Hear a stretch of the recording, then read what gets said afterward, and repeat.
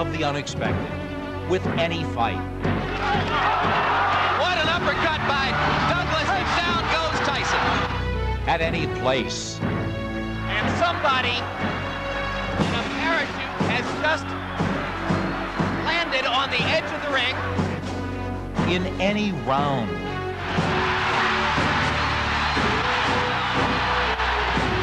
If he gets up, he probably wins the fight. Unbelievable! Unbelievable! Richard Steele stopped the fight with fewer than 5 seconds to go. By any punch. Down goes Moore on a right hand. An unbelievably close-in right hand shot. Anything can happen. I expect a clean fight.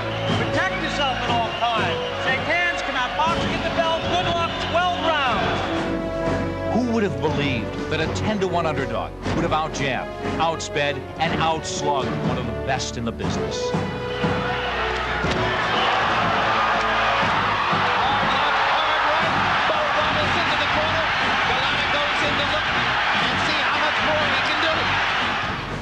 Who could have thought that the young heavyweight would have been leading on every scorecard, despite his lack of control?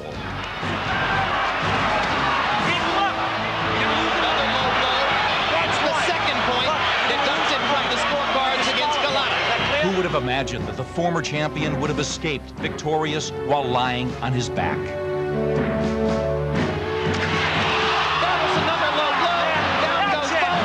That's it. It's a disqualification. And who would have envisioned the nightmare that would follow? And now there's a fight in the ring that's been started by some of Bowe's handlers who went after Lou Duca, and somebody's going to get hurt in there. Somebody's going to get hurt. Millions of people still have questions, but only 2 men have the answers. Live from the Atlantic City Convention Center in Atlantic City, New Jersey, TVKO presents the rematch of Bowe versus Golota. The night begins with Terrence Coffin taking on Victor Miller in a lightweight fight, followed by a junior lightweight bout featuring Cuban defector Joel Casamayor against Roberto Sierra. Then 3 heavyweight matchups. South African knockout sensation Courage Shabalala facing Brian Scott. Former champion Tim Witherspoon battles the dangerous Ray Mercer. And in our main event, the much anticipated rematch between Riddick Bowe and Andrew Golota. Bowe versus Golota is being brought to you by Beechwood Aged Budweiser. It's always been true. This Bud's for you. And by AT&T, your true choice. Atlantic City, New Jersey. This is the scene where 2 men will find each other again in the middle of the ring. One desperately seeking to find himself. The other looking to make his mark in indelible ink. There is a golden opportunity waiting to be won here tonight. But just as this is a place where winning and losing are clear-cut, only one man will leave the ring tonight with what he came to find, and that is victory in this Saturday night showdown by the shore. Hello again, everybody, and welcome. I'm Nick Charles here at the Atlantic City Convention Center, where boxing takes center stage tonight. We've got 5 fights to bring you. You'll see one of the smoothest and potentially exciting junior lightweights to hit these shores in years, as Olympic gold medalist Joel Casamayor pursues his American dream. There's also power-punching, unbeaten South African heavyweight Courage Shabalala. We'll watch veterans Ray Mercer and Tim Witherspoon clash, both in need of the win that would vault them back into the heavyweight title picture. But the main course this evening is the main event. Riddick Bowe against Andrew Golota. Will Bowe, in essence, be able to save his career, which some say is on life support because of Golota, who was beating him from pillar to post 5 months ago? Bowe escaped that riot-torn night in New York City, but there is nowhere to hide tonight. Can Andrew Golota do it again? Will Riddick Bowe be able to answer the alarm? Those are the 2 most intriguing questions of this night. The answers are just ahead. And now to the men at ringside who can tell us more. Here's Jim Lampley, Larry Merchant, and George Foreman. All right, thank you very much, Nick Charles, and welcome all of you in our audience tonight to the continuation of what is already boxing's most bizarre story of 1996, and what has every potential to become one of the most significant as well. Working with me as always, and as Nick mentioned, our fight analyst Larry Merchant. Larry, looking down the road to the main event, Golota against Bowe, what most intrigues you about this rematch? Coming off a two-man riot that turned into a 500-man riot, I'm wondering whether we might have a one-man riot tonight. Whether Riddick Bowe, in fact, can dominate the fight the way he was supposed to the first time, and whether Andrew Golota can raise his game against a Bowe who presumably is better prepared this time. Jim, this is the first rematch I can recall in which the winner of the first fight demanded it because he knew he had performed poorly and had suffered serious damage to his reputation. A winner, incidentally, whose esteemed trainer Eddie Futch was so disgusted with Bowe and his manager Rock Newman that he walked out on both of them. I'm ready for anything tonight, Jim. The last time that Bowe was in a rematch, the second fight with Evander Holyfield, some nutball flew out of the sky and tried to crash the ring. Who knows? Yeah, anything is possible tonight. Futch's departure, just one of the many salient subplots that attach to this drama tonight. Of course, no one knows more about the battles between big heavyweights than the man with the highest knockout percentage in the whole history of the division, our George Foreman. And George, Larry established the irony here. The man who dominated the first fight didn't walk away with a victory. Riddick Bowe hopes to use what happened in Madison Square Garden as an embarrassment to motivate him tonight. Golota, of course, draws a lot of confidence from what he was able to do. Who, in your view, is the biggest beneficiary, psychologically, of what happened on July 11th? Hey, I beat this guy. I whipped him from pillar to post. Why would he want to fight me again? That hurts a guy psychologically. Riddick Bowe is sitting high now. He's thinking, hey, this guy thought he whipped me and I'm fighting him again and I volunteered for the fight.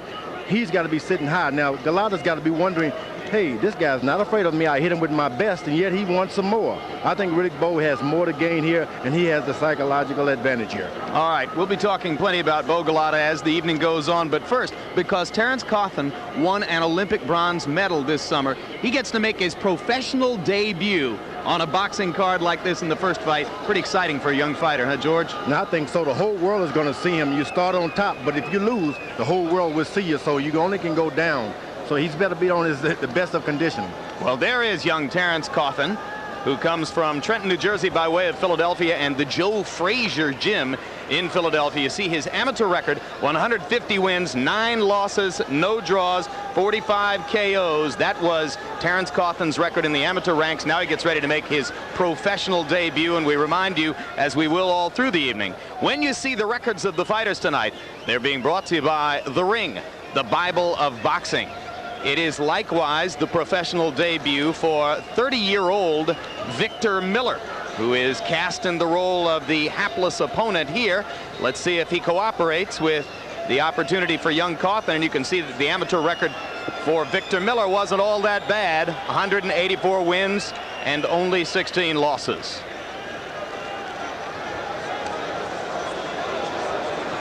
Victor Miller shadow boxing in his corner of the ring. Terence Cawthon over on the far side. And we look at the tail of the tape for this professional Cawthon debut. They weigh in at the lightweight level, about 105. Cawthon 3/4 of a pound over the limit, a 1.5-inch reach advantage for Miller. All eyes on young Cawthon here to see what kind of a prospect he's going to be. Rules of this first bout, and they are the rules for every fight you'll see this evening, with our unofficial ringside scorer, Harold Letterman. The Terence Cawthon-Victor Miller fight is scheduled for 4 rounds. The standing 8 count is in effect. There is no 3 knockdown rule. Only the referee can stop the fight, and you cannot be saved by the bell at any round, including the 4th and final round. Jim. All right, now let's go up to ring announcer Michael Buffer to start the evening off from there.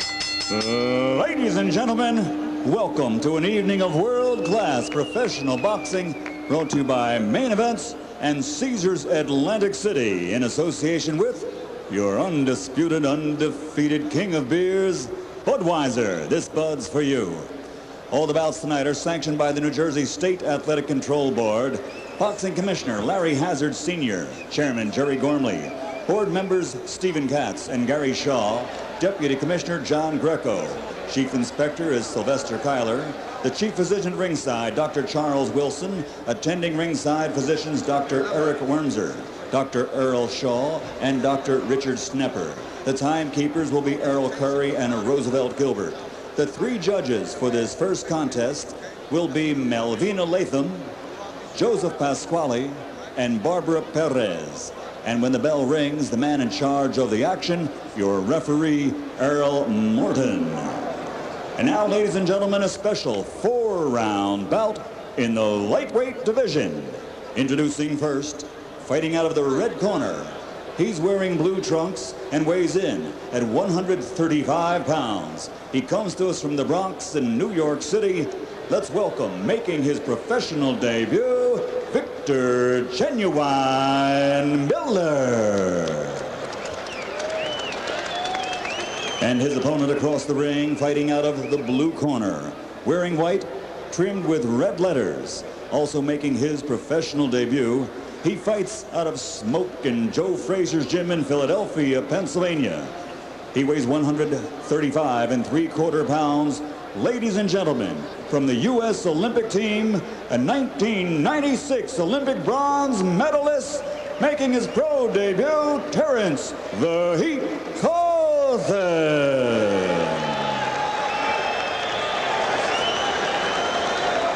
Steve, you both received your instructions earlier. I expect you to obey my commands, touch gloves, and good luck, fellas. A pretty good heavyweight. Joe Frazier is in Cawthon's corner. His son, Marvis Frazier, also a heavyweight, trains and manages Cawthon. Box. Cawthon couldn't quite find his way through the forest of Olympic scoring to that gold medal. Hopes to achieve gold in his professional career. At only 20, Terrence already has 2 children and a 3rd on the way, and he's quite realistic about his professional career. He says, I got to do my best to put bread on the table for my kids.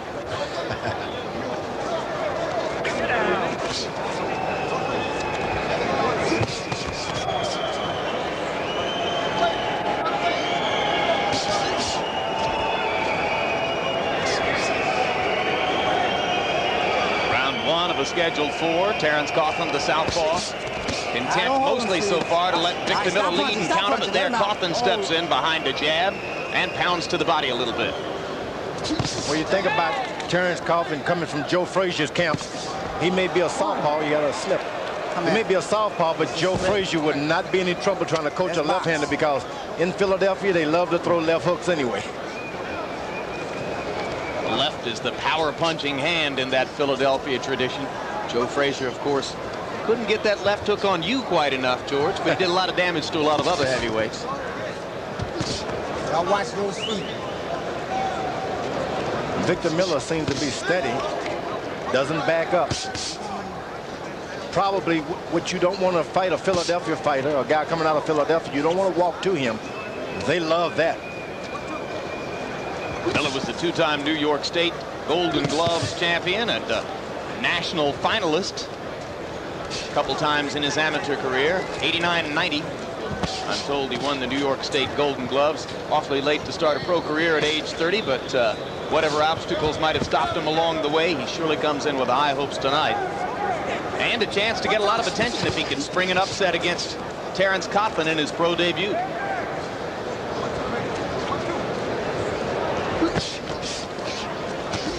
Miller missing wildly with the right, and Cawthon shows an ability to counter accurately inside. And he moves out of the way, so there's some boxing coach in that camp also. This guy's doing a good job of boxing. Hit and move out of the way. Cawthon is.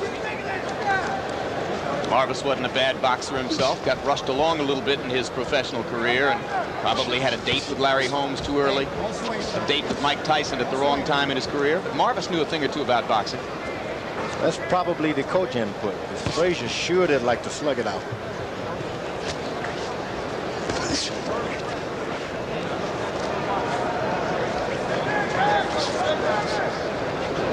Relatively uneventful round one of Terrence Cawthon's professional debut. First of 5 fights tonight on this TVKO live card. He's doing beautiful. He ain't got nothing. Double jab. He's throwing one jab. Right? All you do is throw the double jab, and everything is set up right from there. Right? This guy's trying to find you. Okay, and I want you to bob after you throw the hook, okay? Right. But you're doing beautiful out there, baby. You gotta take it to him, okay? Keep shooting that 1-2 the right hand, and once he's in front of you, when he's going like this, shoot. That's a deep breath, deep breath. How you feel? Good. All right. Good. Right. Double jab. No problem. Double jab, Okay. right? Yes, sir. Right.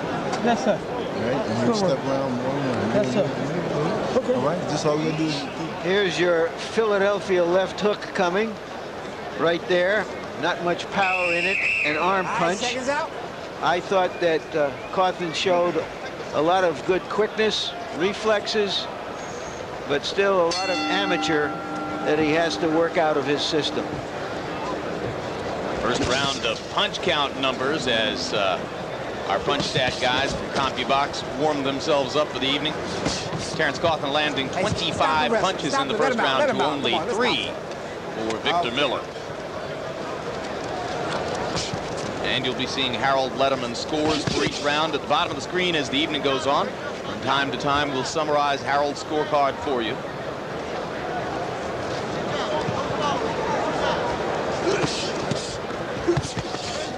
Come on, Steve, all right? Stop punching, let him out. Come on, man. Hard right hand to the chest by Victor Miller. And he may benefit by that more than you think. When you're fighting a fast guy, you've got to find ways to make him slow down. Okay, hold it. The best way to do it is hit him around the chest. Okay. George Foreman, always a huge fan of body blows, and he loves those blows to the lung area that suck the wind out of the opposition. Stop punching. Let his hand go. Let his hand go. Come on. Come on, let his hand go. Okay. Cawthon with some fierce infighting there. Earl Morton gets him to back away without having to lay his hands on him and pull him off.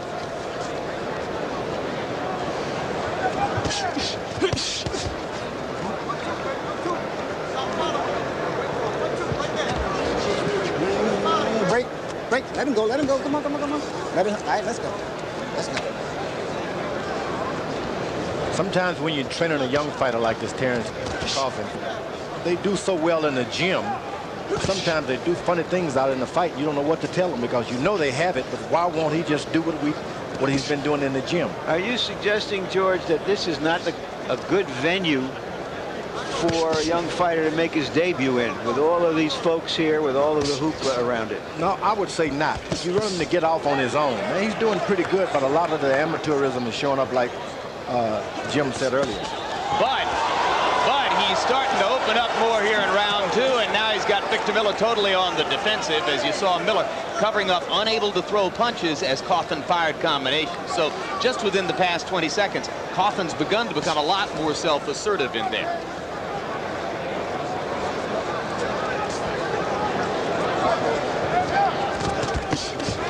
There's a good combination, right and the left. And now Earl Morton watches carefully as Miller backs up along the ropes, manages to fire a shot back. So he's still defending himself. Miller is having a hard time finding this guy. I would hit him if I could only see him. Well, when your manager lines you up in your pro debut to face a southpaw, you got to ask him, what are you thinking of me? Not only a southpaw, but a fast southpaw. An Olympic bronze medal southpaw. Let's not ourselves, guys. We all know why Miller is here.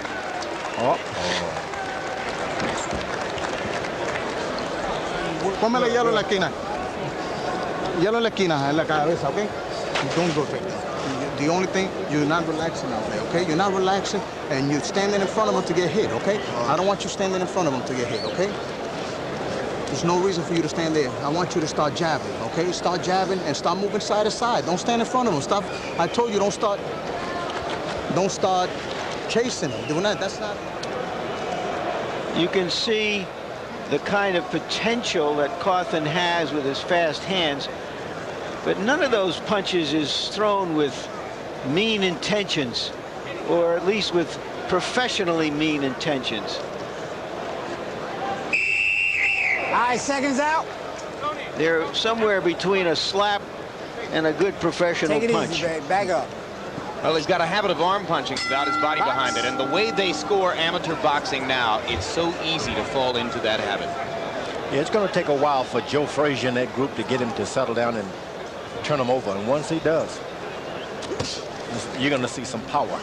Harold Letterman, how do you have this after 2 rounds? Well, Larry, 20-18, 2 rounds to nothing. Terence Cawthon, not a tough fight to score. The only thing tough about it was should Terence Cawthon have gotten a 10-8 round in the second round because he won it so decisively. Victor Miller's left eyes close it up, and Terence Cawthon got a heck of a right hand for southpaw. There was that vicious right hook.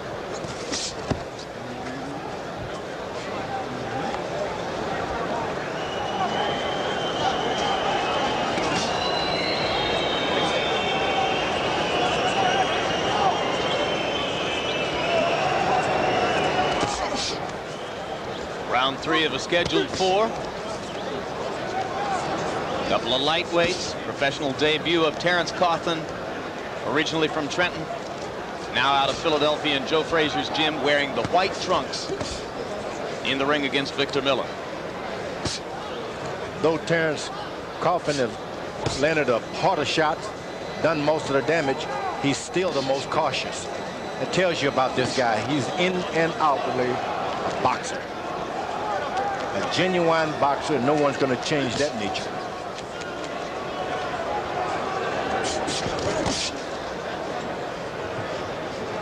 Well, maybe it's a good combination. A natural, genuine boxer in the Frazier gym where he might pick up some aggression and some power punching technique. Yeah, that's going to be a real good thing to watch as the future unfolds itself. Will he put all of that together?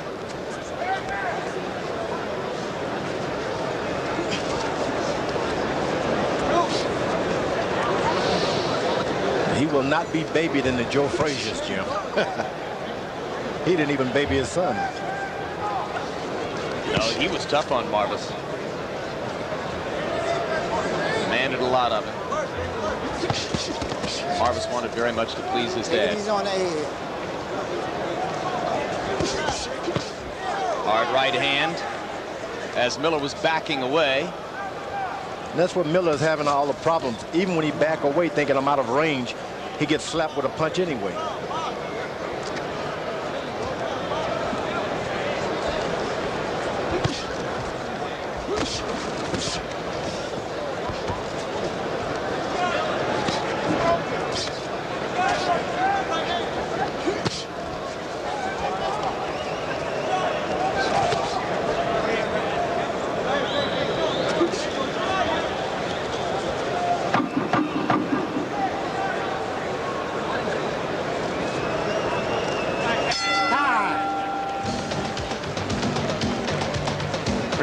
Down in the pro debut of Terence Cawthon. Meanwhile, still to come tonight, relatively celebrated recent defector from Cuba, Joel Casamayor, chasing dollars here in the United States instead of further amateur gold for Cuba.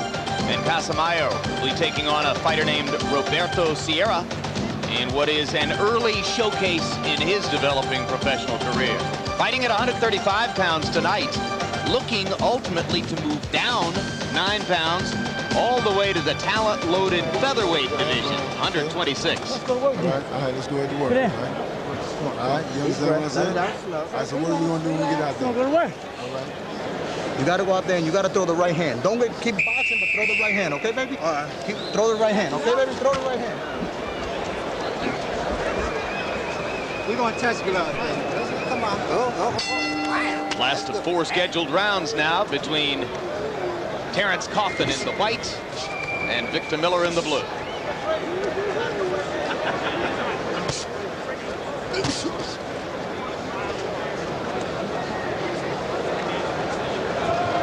Victor Miller is going to have to take a chance now. You just can't hold it back all night. You're going to have to go for a knockout. Well, he's got a shot at counterpunching as long as Cawthon will lead with the jab, because Cawthon has a habit of leaving the jab out there and not pulling it back in a hurry. He's so quick that if you lean back an inch, he seems to detect it with his eyes and he hits you. If you're going to fight him, you're just going to have to rush him and just fight. Yeah, you're going to have to seize the aggression from him.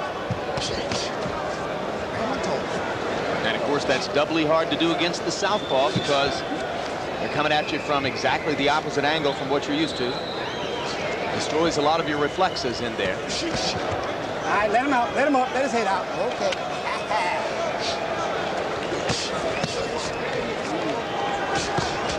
Coffin is even going to the body now.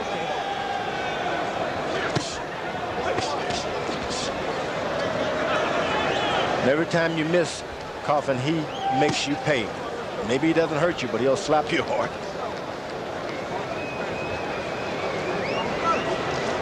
Kind of reminds you a tiny bit of the early Pernell Whitaker. Maybe without quite so much natural ring savvy.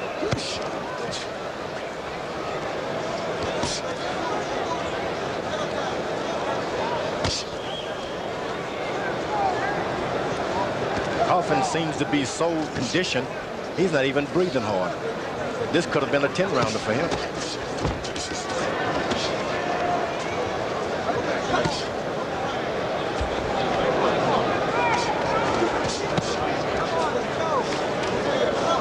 Not really turning the punches over and committing to the power, though, as you pointed out, George. A lot of times, by the time he's finished throwing a punch, he's already stepping back. Your trainers they've got to make him believe in his power. He has the power, but for some reason, maybe he's done that before and he's struck out. Well, in the amateurs, you learn that power doesn't pay off as much as the ability to sort of rat-a-tat-tat. Especially in an international contest. Keep touching your opponent. Hard right hand to the body by Coffin. He doubled up with the right and came across the chin with it. Now he goes back to the body. Shows a lot of good instincts.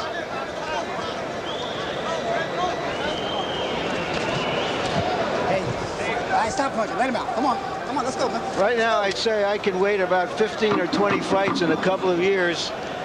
Before you need to see him again. Before I need to see Coffin again. And maybe he'll be a lot better then. A real professional then.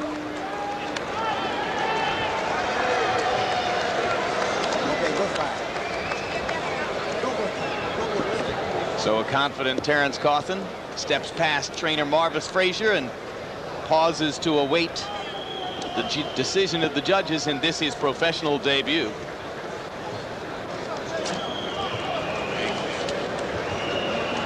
Be that as it may, this is an exciting moment for a young man.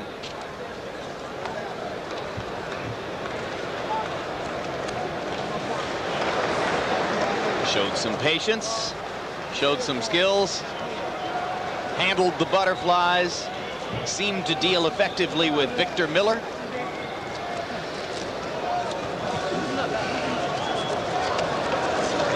We'll be back. We'll be back. And ring announcer Michael Buffer will be stepping in there pretty quickly to bring us the official decision in this one as Miller takes the gloves off. First of 5 bouts on our live TVKO card tonight. Atlantic City, New Jersey. Rainy night outside on the boardwalk.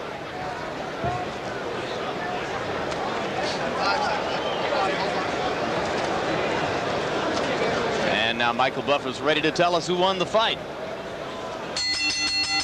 Ladies and gentlemen, by way of Caesars Atlantic City, we go to the scorecards. Melvina Latham, Barbara Perez, and Joseph Pasquale all scored the bout 40-35 for the winner by unanimous decision, winning his professional debut, the 1996 Olympic bronze medalist from Philadelphia, Pennsylvania, Terrence "The Heat" Coffin.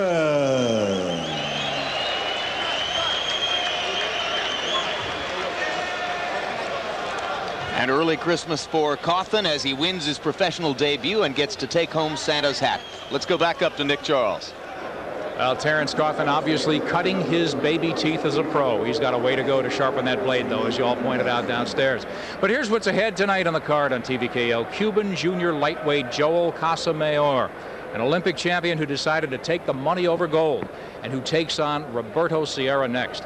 The heavyweight picture begins with Courage Shabalala, the South African with sizzling power, who's out to add another knockout victim to the list when he goes after Brian Scott. Ray Mercer tells us the bombs could be dropping all over the ring tonight when he collides with former two-time heavyweight champion terrible Tim Witherspoon. And Riddick Bowe against Andrew Golota in a rematch that should speak volumes. Speaking volumes is our Frank DeFord. And Frank, your unique perspective on things is perpetually interesting. And I'll tell you, I didn't know you got around Atlantic City to this degree.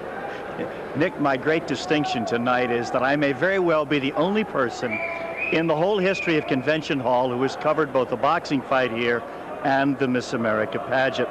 As a matter of fact, I judged Miss America, and let me tell you, with all due respect to the guys judging the Bowe Golota fight tonight, it's much more difficult judging Miss America. In boxing, you only got two big ugly guys punching each other. At Miss America, you've got 50 good-looking women that you've got to sort out. It's a grueling assignment. But there are some similarities. In boxing, it's just a few of us ringsiders who dress black tie. But at Miss America, all the pageant people are in formal wear. Of course, you certainly always do find some very snappy dressers at big fights. Moreover, while boxing has always been filled with scandal, Miss America actually almost had one itself. Back in the 1930s, before Miss America was so respectable, the promoters always wanted Miss New York City to win it so that they would get more publicity. One year, as the judges came into this very building, Convention Hall, they were met by some hoods who let them know they were packing heat. And they whispered, "Hey, Miss New York." But the Miss America judges were a lot braver than a lot of boxing judges, and they picked a little teenager from Connecticut named Marion Bergeron, and then they ran for their lives. But tonight it's boxing at Convention Hall, and I only think it would be appropriate if Michael Buffer announced the winner by crooning, "Here he comes, Mr. Heavyweight." Jim Lampley? All right, very much, Frank. We thank you for that, and believe it or not, I read your book about Miss America. Now let's turn to a beauty pageant of another kind as Roberto Sierra steps in as the opponent against Joel Casamayor, and there's the record for Sierra, who had an excellent amateur career but has foundered early as a professional. 4 wins, 5 losses. Remember, when you see the fighters' records tonight, they're being brought to you by The Ring, the Bible of boxing. Fabulous amateur career, including a 1992 Olympic gold medal for Joel Casamayor of Cuba.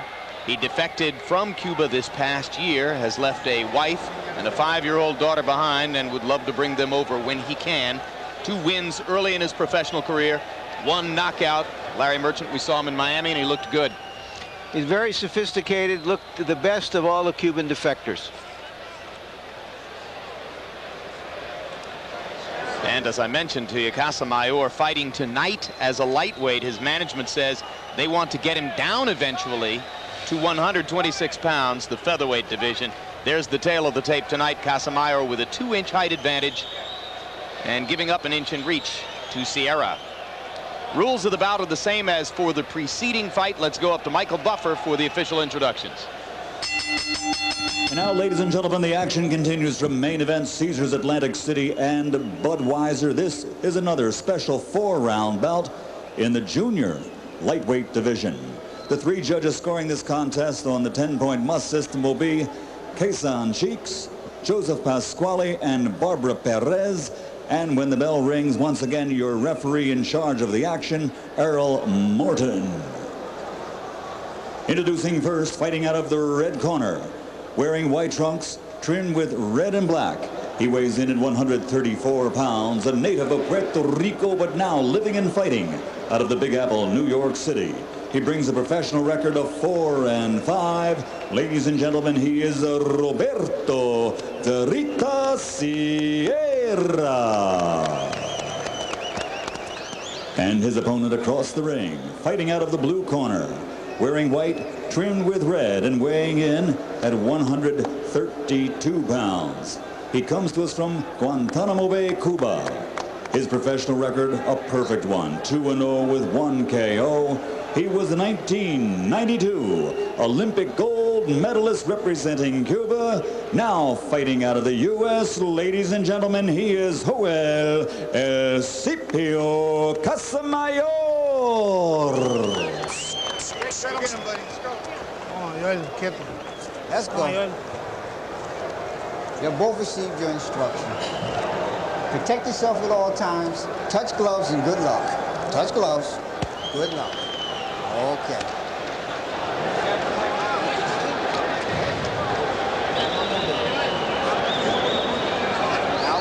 Mouthpiece. Okay. Box. At 25 years old, Casamayor quite mature for this early stage of his professional career. Only his third pro fight here in the United States.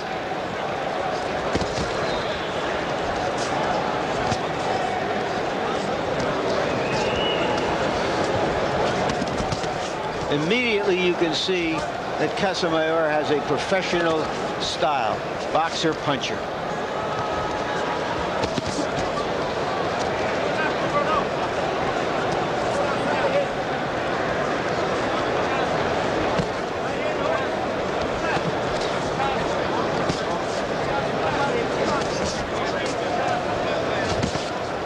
Now, Sierra could have a good opportunity tonight because he can come up with a strategy, whereas Casamayor want to impress the whole world now.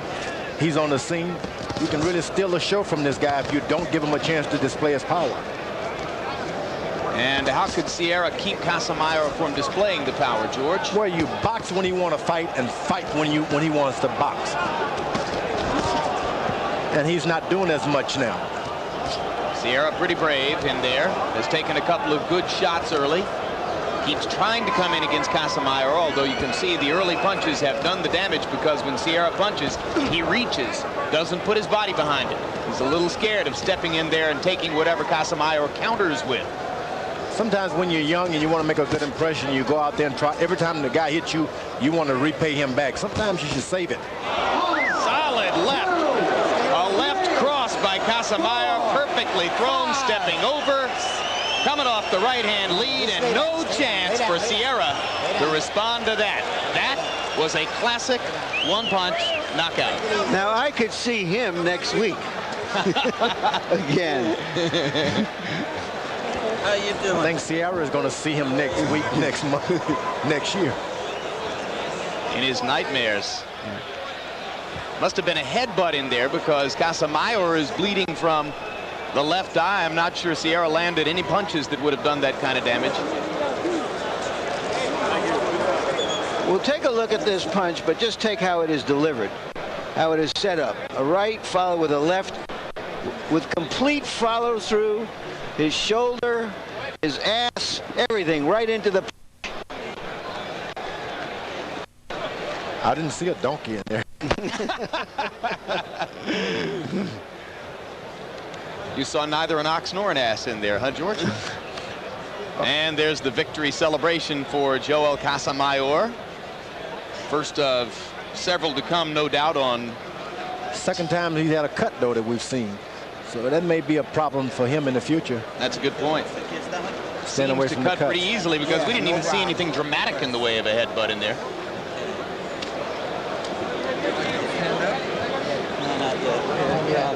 New Jersey Athletic Commission doctors taking time and good care with Roberto Sierra.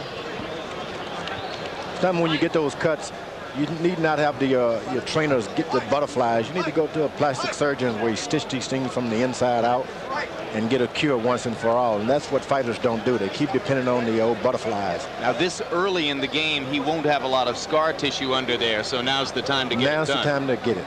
Let's go to Michael Buffer for the official particulars on this one. Ladies and gentlemen, the end comes at 1 minute, 48 seconds of the very first round as referee Earl Morton suspends the 10 count. The winner by TKO victory, now 3-0, Joel El Scipio Casamayor.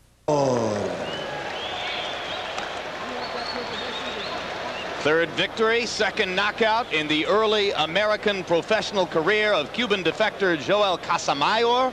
And let's go back up to Nick Charles. Well, in a general sense, Jim, we saw another exhibition of how, or another pro performance of how the Cubans really know how to fight, and they do it smoothly and slick. He looks like potentially the whole package. Well, there's plenty of boxing ahead, though, on the show tonight. The heavyweights take over the spotlight now. There's Ray Mercer against Tim Witherspoon, two battle-tested veterans. knowing they have to win to keep alive their hopes for a title shot. And then, of course, we talked about Bowe Golota and the rematch and how things will be different this time. You can visit our live website for this event at www.bow-golota2.com. That makes sense to me. And here's a way you can be sure to remember that you were part of this night of boxing. The power, the passion, the pride. Oscar De La Hoya, the golden boy from East L.A., Olympic gold medalist, undefeated in his rapid rise to world champion, meets Miguel Angel Gonzalez, the Mexican marauder, undefeated two-time champion in the battle for pride and country. Plus 3 more world championship fights and Butterbean. Live on pay-per-view, presented by Caesar's Palace. Be there when this border dispute erupts Saturday, January 18th, live on pay-per-view. Call to order. Oscar De La Hoya coming up next month, but our next bout tonight features a fighter who can deliver the kind of goods that most fans pay to see heavyweights bring to the ring. This man can flat out punch. He terrorized opponents as an amateur in South Africa, but he's taken his paralyzing power with him to the pros. When he hits you, he usually hurts you. But can he take that brute strength and add the other necessary elements to become a true force on the heavyweight scene? For more on him, let's go to our man on the scene, Frank DeFord, for his unique look at a man called Courage. Yes, indeed, Nick. The name is Courage, but the question is talent. Tonight may very well tell us whether South Africa's first major black heavyweight will end up as an historical footnote or go on to make his mark.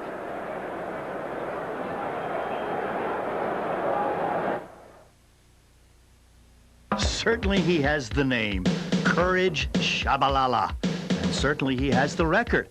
After he was discovered as a security guard in a jewelry store in Johannesburg, he won 71 of 72 amateur fights, 70 by knockout. His professional career, both in South Africa and the States, is just as impressive. 19 fights, 19 wins, 16 by knockout. But the question is Courage being asked to show any real courage, or is he just knocking over a bunch of tomato cans set up by his manager, Lou Duva? He was showcased on a Madison Square Garden undercard back in May against a fighter named Tim Noble. He only won 7 matches and 16 fights. Shabalala struggled to beat Noble, unable to contend with just the journeyman with a jab. The hot-shot Zulu looked like another bully boy who can't hit a moving target. Shabalala is 6'2", 275, and since the May disappointment, he's won 3 other easy fights. So tonight he's back with the real test against Brian Scott. But this time, the big-ticket audience comes skeptical. He's no longer the phenom. Tonight is the time to produce or become last year's phenom. Courage's name in Zulu translates to quiet warrior. So he's got a great name in every language, and he's got a great record. And now let's see if he can get some great reviews for this performance tonight. Jim Lampley and you other critics, down to you. All right, thank you very much, Frank DeFord. We're always excited at these opportunities to see the early development of heavyweight Courage Shabalala because, as Frank pointed out, he has the kind of explosive punching power which is in itself a natural charisma for a fighter. There's a look at the opponent tonight, Brian Scott. And it is Scott who enters the ring weighing 278 pounds. He's a giant. 21 wins against questionable opposition, all 3 losses by KO. He's had 12 knockouts of his own, and he is, in the classic sense, a journeyman as he makes the journey to Atlantic City here to provide yet another mark on the record one way or another for Courage Shabalala. As you look at tonight's fighters' records on these graphics, we remind you that all the fighters' records are brought to you by The Ring, the Bible of boxing. And here is Shabalala's entrance. Very personable young man, 19-0 with 16 knockouts, as Frank pointed out. 12 of those knockouts in the first round. That's not quite as well as he did in that category as an amateur, but of course, it's time now for Courage to fight tougher and tougher opponents. All right, good luck. Courage may punch like a 275-pounder, guys, but just a slight correction. He weighs 225. And he is one of the best young natural punchers I've seen come along in the heavyweight division in a very long time. Well, you got the master puncher, George Foreman, here to evaluate Shabalala and see what he can do as he goes against the 278-pound, 6'5" Scott. Not going to be all that easy a target to move off of his feet, although, as we pointed out, all three of Scott's losses were by knockout. And the rules of the bout are the same as those you've seen for the two preceding bouts. So as we run them down for you one more time, let's go up to Michael Buffer for the pre-fight intro. And now, ladies and gentlemen, by way of Caesars Atlantic City Main Events and Budweiser present the big boys. We go to the heavyweight division. This bout scheduled for 10 rounds. The three judges scoring the contest on the 10-point must system will be Melvina Latham, Joseph Pasquale, and Barbara Perez. And when the bell rings, the referee for this bout will be Benji Estevez. Introducing first, fighting out of the red corner, wearing white, trimmed with red flames and weighing in at 278 pounds. He comes to us from the Windy City, Chicago, Illinois, with a professional record of 21-3 with 12 KOs. Ladies and gentlemen, he is Brian Bam Bam Scott. And his opponent across the ring, fighting out of the blue corner, wearing black, trimmed with gold and weighing in at 225 pounds. He comes to us from Eshowe, South Africa. He brings a perfect record of 19-0 with 16 KOs. Introducing the undefeated Courage Shabalala.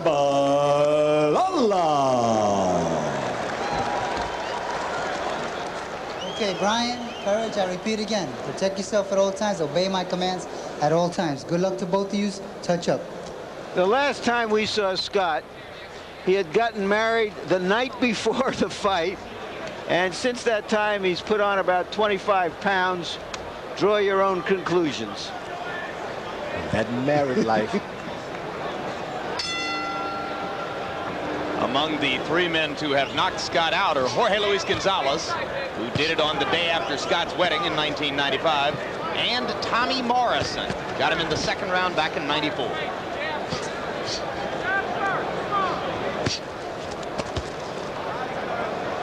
Shabalala showed a few mechanical flaws back in May in the Garden when he had so much trouble with Nobles. Shabalala's got this great reach. Just when the opponent pulls back, his arms are a lot longer than you think, even if you have a height advantage. But Scott is not pulling back. That may cause some problems for Shabalala. Already, the left eye of Scott is reddened. And Shabalala going to the body relentlessly here in the first minute of the fight. He has already been downstairs about 4 or 5 times with combinations, and that will take a toll on Scott. Yeah, what happens, you keep going down to the body and it makes your opponent lowers his guard to protect his body, and then you go on top.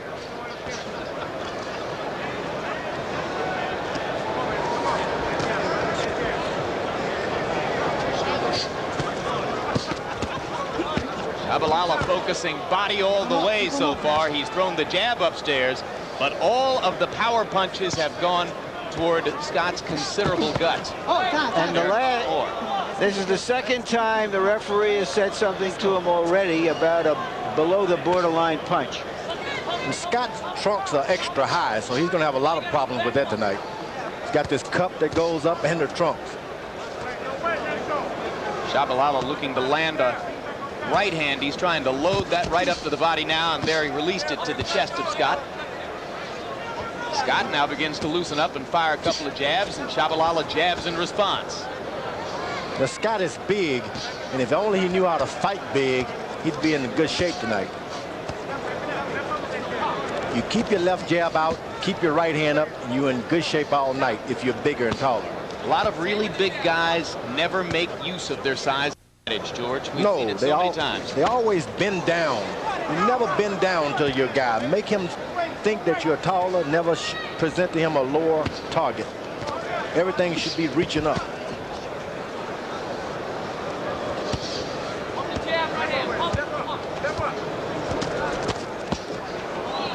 Very low blow by Shabalala there. That was on the waist. That was clean. The referee was partly shielded from that punch and said that it was a clean blow, although it looked right on the border. Good left hook to the body by Scott, and he tries to follow it in, and Shabalala gets a chance to counter with the right. That's the first power punch he landed upstairs. Keep him up now. Let's keep him up.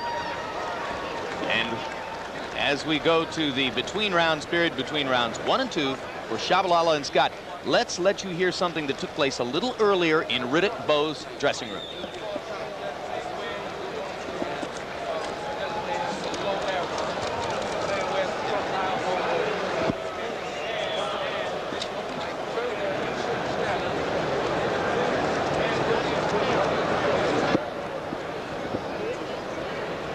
Obviously, we had a sound problem. We weren't getting all of the instructions from Larry Hazard to the Bowe camp. That was the chairman of the New Jersey State Athletic Commission, Larry Hazard, along with referee Eddie Cotton, and they were talking to Bowe about rules interpretations for the fight. That was a good round, man. That was a great round. Just to start the better things. Let's keep him up, okay? Referee wisely reminded Shabalala as he came out to keep his punches up.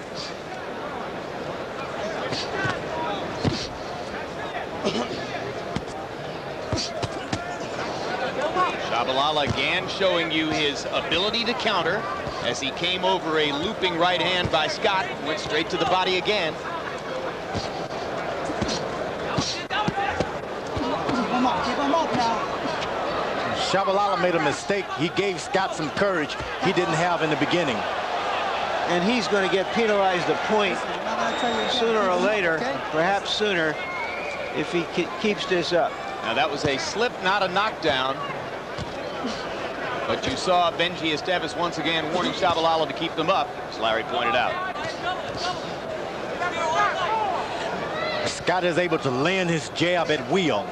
And when you can get a good jab in as often as you want, you can always get a good right hand behind it. Well, one of Shabalala's problems earlier this year against Noble was an absence of head movement, and when a guy as slow as Brian Scott is able to land his jab against you, you need to learn more about moving your head. So when you're into a fight and things are not going your way, start boxing a bit. It's not a crime to box. Shabalala is not trying to even get any points. A knockout or nothing. And he can very well get a knockout if he boxes himself into it. Yeah, but you know what I notice is that his left hand is very tentative. He's not putting anything behind it, just like that. He's not making Scott think about that left. He's not pumping it in there with all of it, with some power. And probably he doesn't have any power in the jab aspect of it. All the power is when he winging when you're far out. Some guys don't believe in a jab. They never do. If they get knockouts by left hooks, they never be schooled on He's it. this far along in his development process and does not yet have a quality left jab. Is he ever going to have it, George? He can get a left jab. He's going to have to probably get some trainers into the gym who believes in the left jab. Yeah. Ray Mercer's 35 years old and hasn't really learned to jab until the past 2 or 3 years, and now he has an excellent jab. So you can learn it later on in your career. Now Scott is able to land some good left hooks here. And Shabalala can benefit once he gets a lot of confidence and mix it up. Shabalala takes a hard right hand inside by Scott, and Shabalala is stunned, and now Scott is landing a series of right hands, and this is getting dangerous for Courage Shabalala, and that is justifiably a knockdown. And I don't think he's going to get up. 8, 9. He's not. That's it. Courage Shabalala has been knocked out by Brian Scott. Natural power isn't enough. Scott moved in behind the jab, patiently opened things up, got a knockout. And Shabalala's weaknesses grievously exposed there, as was the case earlier this year against Tim Noble. Noble seemed to outbox him. Scott wound up out-punching him.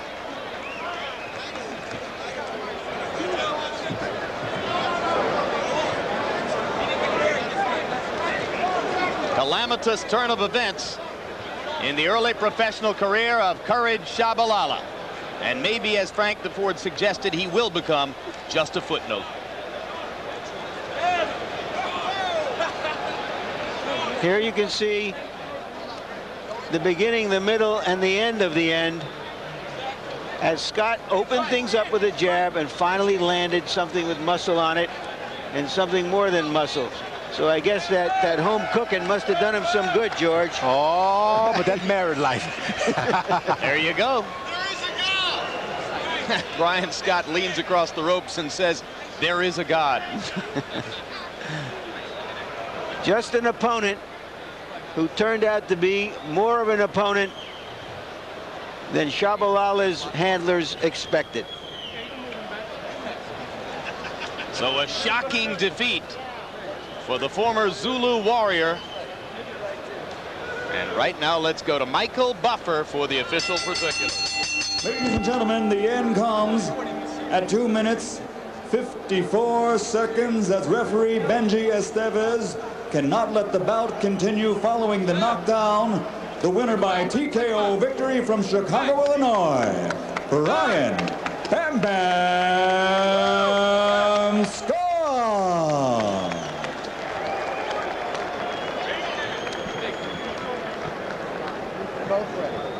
Courage Shabalala congratulating Brian Scott on what is the biggest of 22 victories now in Brian Scott's career. So Tommy Morrison in 1994 was able to knock out Brian Scott.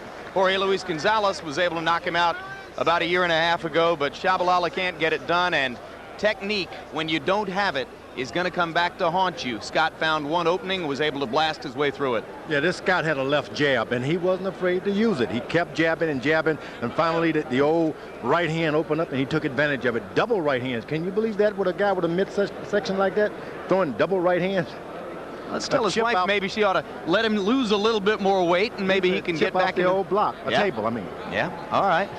Well, you saw Courage Shabalala being warned a couple times in that fight for low blows, which brings us back to one of the dominant topics in the evening because, of course, low blows ultimately decided the first meeting between Andrew Golota and Riddick Bowe on July 11 in Madison Square Garden. George, let's take a look at the long sequence of low blows which ultimately led to Golota's downfall. Tell us how it happened. Were they intentional or unintentional? There were a few that were unintentional, but originally Riddick Bowe landed the first below the belt punch, and from that point on Golota decided, hey, I'm going to get you back, and there were a few he just wanted to hit him below the belt.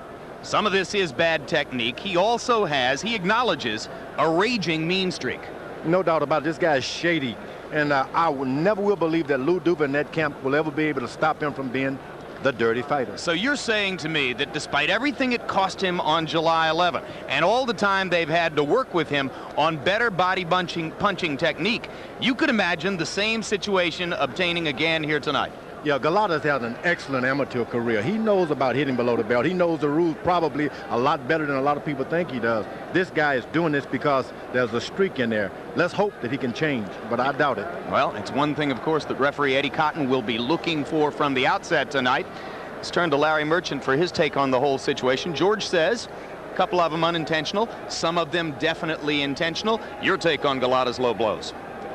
Since he didn't have anything to gain by continuing to throw the low blows, had 3 points deducted before the final one that cost him the fight.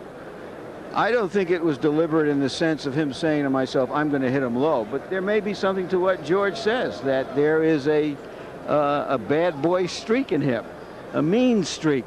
And as he put it, I'm not Snow White. And he means it. That's right. Well, 3 of our live boxing matches on this card having already gone into the books. Next up, we're going to see a battle of veteran heavyweights, both of them looking for bigger opportunities in the future than have ever existed before in their careers. Tim Witherspoon, 38 years old, 13 days away from his 39th birthday, against 35-year-old Ray Merciless Mercer, Olympic star of 1988 in Seoul, South Korea. And as those two fighters warm up, for more on the subject of low blows, let's go back to Frank. Go, Frank. As sports fans, we have played most of the sports that we watch. We know what it's like to sink a jump shot or strike another kid out, or to win a $5 Nassau with that one perfect drive that even Tiger Woods would be proud of. but few of us have ever fought. It's hard for us to imagine what it's like to get hit flush on the chin or in the midsection. There's only one thing all us guys watching a fight can identify with: the low blow. Our oldest sporting expressions, dating back to England in the 1840s. Not long after that, it moved into the vernacular. That's a low blow. In fact, so much does the low blow terrify the male of the species that early boxing rules made it too easy for the unmanly boxer to take advantage. A fighter who was getting beat could hike up his trunks and collapse, feigning injury to his private parts, and be awarded the victory. In the most notorious case in San Francisco, exactly 1 century ago this month, Bob Fitzsimmons fought Tom Sharkey. The smart money was on Sharkey, and so when Fitzsimmons, who was winning, walloped Sharkey to the solar plexus in the 8th round, the referee, a scoundrel who was in with the gamblers, called it a low blow and declared Sharkey the winner. When the crowd booed, the ref took out a 6-shooter and waved it, for in fact, the referee was Wyatt Earp. Still, the single most significant low blow in history was landed by another Sharkey, Jack, who squared off against Max Schmeling for the heavyweight title in 1932 at Yankee Stadium. Sharkey was ahead on points when he clocked Schmeling low with a left hook in the 4th round. Although the punch was clearly unintentional, it was crippling. And even though the American lost to a foreigner, the 80,000 cheered the decision to award the heavyweight title on a foul. So, were American fans nicer then than they were after the Bowe Golota fight last July? Probably not. But the low blow was a more devastating weapon back then. Oh, so was male genitalia softer in those days? Probably not. But boxers are better protected today. The old aluminum cup had the unintended consequence of often causing more damage to the testicles than would the simple blow itself.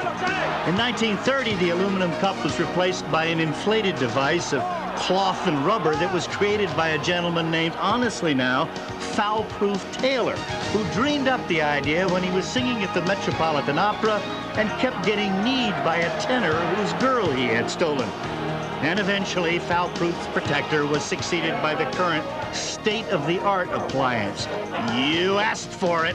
Howie Albert in the Golota camp conducted this experiment after the fight to support the claim that Bowe is an Academy Award-winning boxer, because the protection Golota claims is so sophisticated now that a boxer cannot be wounded by a low blow. Regardless, my guess is that no boxer, no man, can ever altogether forget the threat of the low blow.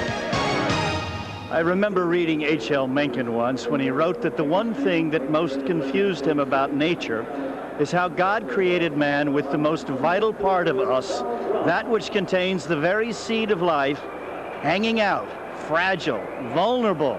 Now that was the original low blow, that as tough as us men might think that we are, we're more exposed than women. That which gives us our strength also makes us weaker. And nothing reminds us of that more than when the big, strong boxer crumbles with a low blow. Nick? Frank, I totally concur. They are not made of brass. Bowe Golota, the rematch is coming up. Bowe out to prove their first fight was a glitch on his screen. Golota intends to show us his performance was no fluke. But up next, Olympic gold medalist Ray Mercer against former 2-time champion terrible Tim Witherspoon. Joining us now, though, 6-time world champion, current WBC welterweight champion, Pernell Sweet Pea Whitaker. The subject of low blows we were talking about, Sweet Pea, you've taken the shots. When obviously, we all know what it must feel like, but do you think it really compromised Riddick Bowe, or was that a method school of acting? I think it messed with you mentally, let alone physically, because that's one thing that you don't want to happen to you, you know, and it hurts. But I think that with going low, you know, and being penalized for it, you know, it could hurt you and it can help you. And the referee tonight is going to be watching very closely for anything. So that anything that either fighter does is going to be critical. Pernell, we're watching you very closely, and right now you have a fight next month coming up. I know, guys, don't look ahead. You're in peril if you do. Oscar De La Hoya has a fight in January here on TVKO, and then there is strong talk about you and Oscar going at it. What about it? Well, I think it's a done deal, you know. I think that Oscar De La Hoya is a great young fighter, and I commend him for that. You know, I think he's a worthy champion and he's a good fighter. But then you have Pernell Whitaker. You have the person who all the fans, the media has nothing to do with. All the fans know who's the best fighter in the world, pound for pound. And the fans chose Pernell Whitaker. You know, my wife and my kids and my family chose Pernell Whitaker. They know who's the best, and the people know who's the best. So we're not fooling anyone. But I'm not taking anything away from. I'm not going to take anything away from Oscar. I'm sure Oscar's going to be ready to go, and it's an event, so it gives me something to get prepared for. And January 24th, I think, is my first obstacle to get to that point. You know, I still have to get through January 24th to make it to that next level. And the people who do not understand, you know, everybody and all the people could wonder about a Whitaker De La Hoya fight. Well, we are wondering. It's a great matchup. It's a heck of a matchup, but it can't happen unless both of us win. You know, and it won't happen if both of us do not win. It may not happen if both of us do not look good. What is it? Why is he so dangerous? He looks like the complete package. You are slick, you're fluid, you've beaten stronger guys before, purportedly. Nobody says you have to have one-punch KO power at all. But how does this match up? Let's be truthful. Where is he dangerous? I think I don't know if he's very dangerous. You know, you can't tell a fighter, you can't, you know, me being a veteran of 12 years and me being a professional, you know, and I don't take anything away from any fighter, you know, but I know weaknesses and strong points. You know, his strong point is that he's Oscar De La Hoya, who won a gold medal, and one of the only ones to win a gold medal. You did too, and he could punch. Of course, but we won like 9 gold medals, so we dominated. I don't know if he can punch, but we'll see what he can do when he have a real fighter in front of him. See, that's the one thing that you guys got to understand. You know, but one thing I want to understand, I want to let know, and I want the people and everybody to know, is to strap your seatbelt on, get your beverages, your popcorn, because I'm going to take you for a ride. Well, that includes Bowe Golota. Quick prediction tonight. I think I'm going with Andrew because he's in our stablemate. He's a stablemate of mine, and he's a hard worker. Be objective. And I'm not going to be objective because the same way I said about Evander, it's the way you come out of that dressing room. If he comes out of that dressing room ready to go in that ring and do his job, he's going to win the fight. If you look into his eyes, and if the people, the viewers, look into his eyes and see a little fear, then he will not win, because Riddick Bowe is no one to play with. Our cameras will be there in his eyes, and we'll be watching you, Pernell Whitaker. In the meantime, if you want to be part of this special night tonight, here's a way to do it. Looking for a last-minute gift for a boxing fan? Give them a piece of boxing history with official Bowe Golota II merchandise. You can order the same T-shirts, sweatshirts, and hats sold at the fight by calling 1-800-843-1043. 100% cotton T-shirts, double extra large sweatshirts, and adjustable cotton hats. Call now, 1-800-843-1043. To order the official program of this historic bout, call 609-627-1356. Available on a limited basis, so call now. And back to the night. Tim Witherspoon has been fighting professionally since Jimmy Carter was in the White House. He's 38 years old now and knows there is no time to waste. There is no margin for error for him. Ray Mercer says he's the tougher fighter. He says he is totally focused and wants his piece of the pie. But in this game, you have to go after what you want. And so let's go down to ringside and see what happens next. Here's Jim Lampley. All right, thank you very much, Nick. This is a good enough fight to be the main event on a lot of regular network broadcast cards, not necessarily a pay-per-view. George Foreman, Tim Witherspoon isn't the first heavyweight we've seen, like fine wine, getting better with advancing age. It's happened a couple of other times in the division. But at age 38, almost 39, what is it he's doing right now that makes him look so good, and how long could it last? Well, you can go on as long as you believe in yourself. People say the only thing that'll you can believe that you're not young is when you don't have any more bills to pay. He's got bills, so he's better stay young. This guy is evidently taking care of himself. He's a strong puncher, so a lot of his fights end by way of knockout. If he continue that, he can last for a long time. But believe me, I was fighting when Lyndon Johnson was president. He had the long legal battle with Don King, and a lot of people gave up on him. He was out of the ring for a long, long time. Maybe that's now an advantage because, like, say, a Marcus Allen, he's a relatively lightly raced thoroughbred in there. That has a lot to do with it also, but believe me, he's a good fighter too. If you're good when you're young, you're going to even be better when you're old if you take care of yourself. All right, let's turn our attention to Ray Merciless Mercer, the opponent, with Larry Merchant. And Larry, Mercer has been fighting some of the best in the division. Holmes, Holyfield, Lewis, giving them all tough fights, but losing. The contrast to Witherspoon, who's been winning against considerably lighter opposition. So who and what gives here?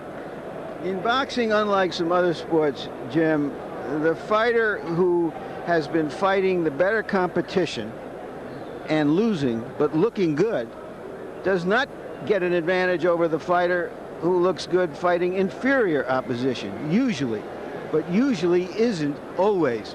If you frame the question this way, Ray Mercer, having given a terrific fight to Lennox Lewis and losing a disputed decision, going up against Tim Witherspoon, who just bowled over a Jorge Gonzalez, who do you think did better?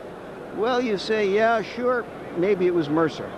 The only sure thing tonight is that Mercer is the toughest opponent that Witherspoon has fought in 10 years.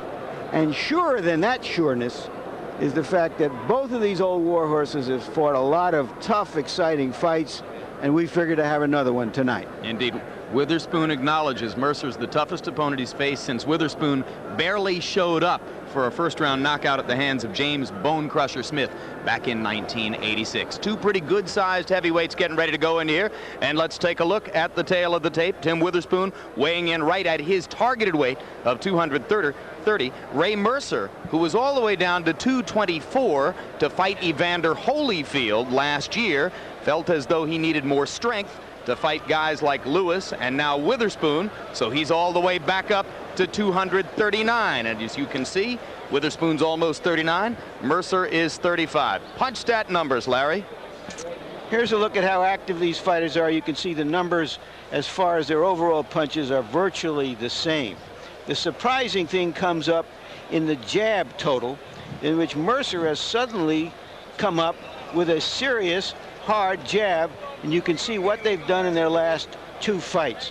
Witherspoon, however, is a very good defensive fighter and usually makes his opponents land a much lower rate than they do against other fighters. Rules of the bout will be the same as those for the fights you've already seen tonight. If there's a rules interpretation necessary, we can bring Harold in to cover that. Meanwhile, let's bring Ray Mercer into the ring. Third consecutive fight versus former heavyweight champions. You saw the names of those that preceded this one, and the interesting thing about Mercer is that he has stayed relatively close to the top of the division, at least in terms of matchup and to a certain degree in terms of income, while failing to win a fight for the past 3 years. He's a big, tough guy who comes to fight. He entertains people. He is a hurdle that a lot of people want to get over, feeling that they can beat him. His luck almost changed against Lennox Lewis. Maybe it will change tonight. Strong performance against Lewis.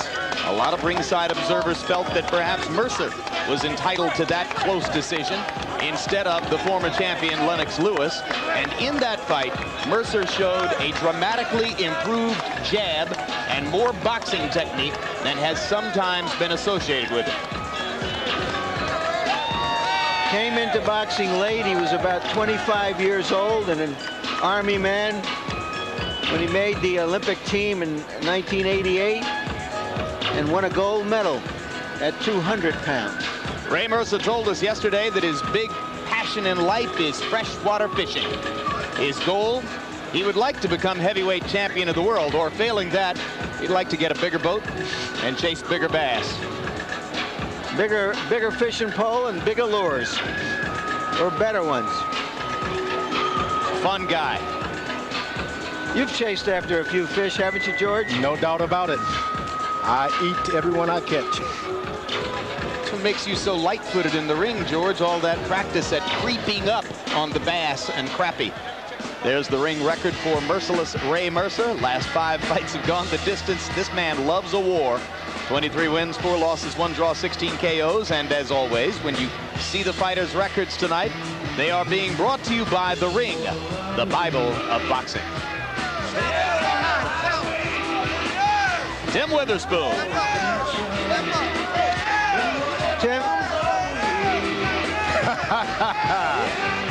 Tim is one of the more likable fighters on the beat, and one of the reasons he is so likable is that unlike a great many fighters who have complained that Don King stole their money, he put himself on the line, took King to court, and won about $1 million settlement. Well, we told you Witherspoon was relatively advanced in age, but he's not old enough, really, to be using Born to be Wild as his theme song. That song, George, is from your teenage years. Yep. Steppenwolf. You are a rocker, aren't you, George? You better believe it. A relentless rocker. How many Dylan CDs? Yeah, I know you have a lot of Bob Dylan CDs, don't you? That's true. Revealing trivia about George's life here. When you're getting into the ring. Lyndon Johnson and Bob Dylan. Rainy day women. And the record for Tim Witherspoon, 45 wins, 4 losses. Former two-time heavyweight champ. He held those belts back in the early and middle 80s during the transition out of the Larry Holmes era in the heavyweight division. He's always had a lot of talent. Let's go up to Michael Buffer for the pre-fight introductions. Ladies and gentlemen, by way of Caesars Atlantic City, Main Events and Dennis Rappaport Productions, in association with your undisputed king of beers, Budweiser, present the co-featured bout of the evening, sanctioned by the New Jersey State Athletic Control Board, Boxing Commissioner Larry Hazard Sr. All officials will remain the same, except the timekeeper for this bout will be Earl Curry. Your 3 judges scoring this contest on a 10-point must system are Calvin Claxton, John Potteray, and Paul Venti. And when the bell rings, the man in charge of the action, Tony Perez. And now, ladies and gentlemen, 10 rounds of boxing of world-class heavyweight boxing. Introducing first, fighting out of the red corner, wearing white trimmed with black and weighing 235 pounds. His professional record, 45 victories, including 30 knockouts, with only 4 defeats. And he has earned 2 world titles. From Philadelphia, Pennsylvania, ladies and gentlemen, introducing the former 2-time heavyweight champion of the world, Terrible Tim Witherspoon.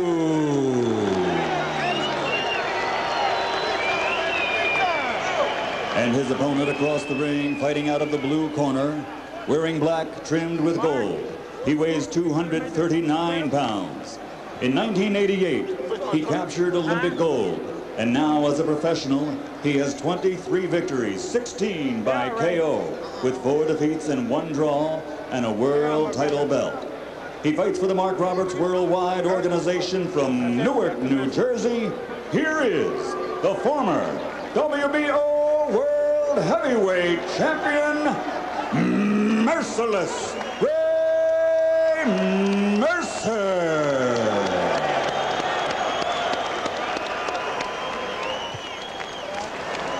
Ray, Tim, I just gave you your instructions in the dressing room. Give me a good, clean fight. I know you're both good, clean fighters, and I won't bother you. 2 things you must remember. Obey my commands at all times, and most important, protect yourself at all times. The questions, shake hands, good luck to both of you.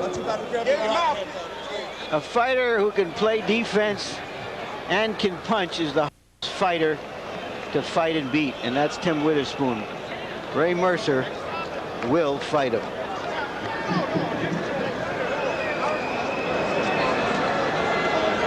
Well, George, this should be a commentary festival for you. 2 big heavyweights who can punch a little and box a little. Ray Mercer's the only guy I've seen who pulled his trunks down. Go ahead, hit me. And Witherspoon comes out and goes right at those trunks with 2 body punches. Mercer stands like a rock in the center of the ring and says, I'm an immovable object. Try to come at me.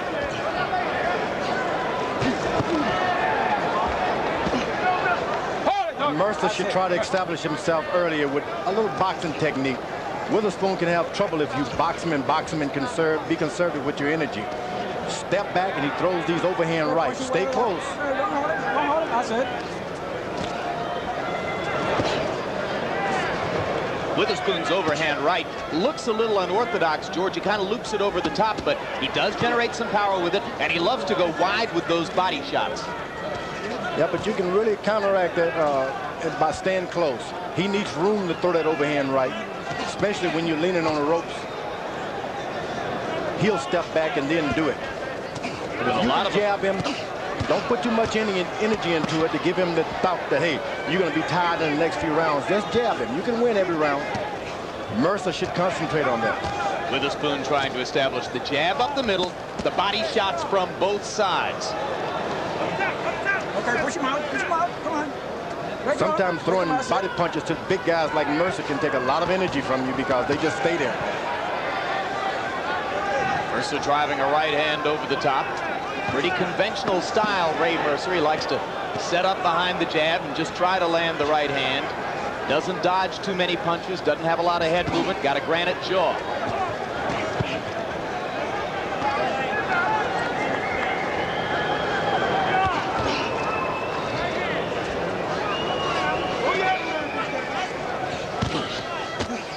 In the wake of Evander Holyfield's victory over Mike Tyson, there's a lot of revisionist history about Holyfield's punching power, and some observers point out, hey, wait a minute, he knocked Mercer down. That should have told us something.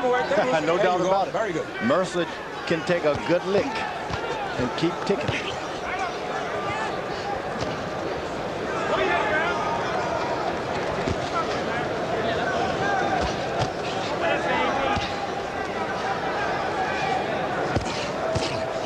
Witherspoon stops for a moment. Mercer jabs him. Witherspoon is the taller guy. He should be establishing the jab supremacy. Witherspoon in love with body punching in this first round and using it to good effect.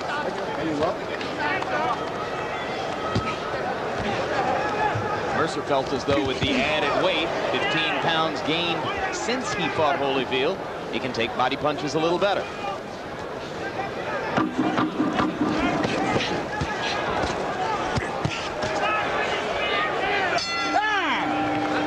First round comes to a close in Tim Witherspoon versus Ray Mercer, and Andrew Golota has his left hand taped, looking to throw jabs and left hooks with it as he gets ready to go into the ring for the second time against Riddick Bowe. Still to come, our main event and the next bout on the card. Around that body, son, move your head. Don't just stay up. Don't just stand and wait for him to get off. Move your head a little bit. Okay. Once in a while, you can step back and let him move, use his own legs, and then counter. Okay. Breathe deep now.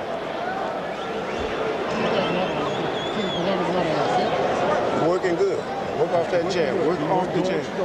Hit that body. Keep doing what you're doing. Working off your skills.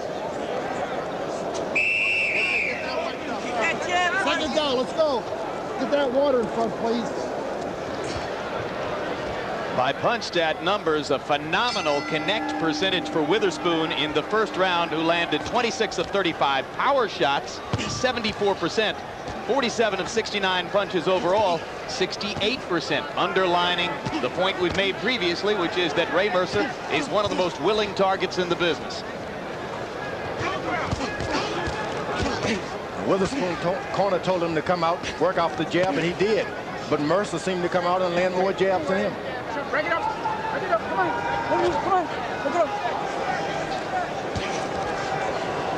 Mercer's had management and trainer changes several times during his career. The past few years he's been working with Tommy Parks, and he says, I'm learning to box. Break it up. Okay, break. Thank you.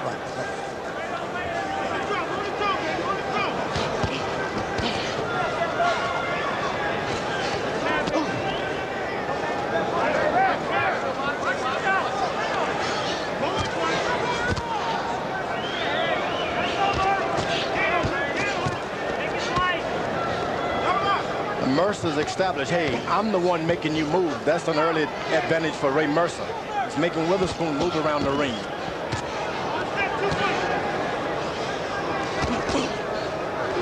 and he's doing by way of an effective jab.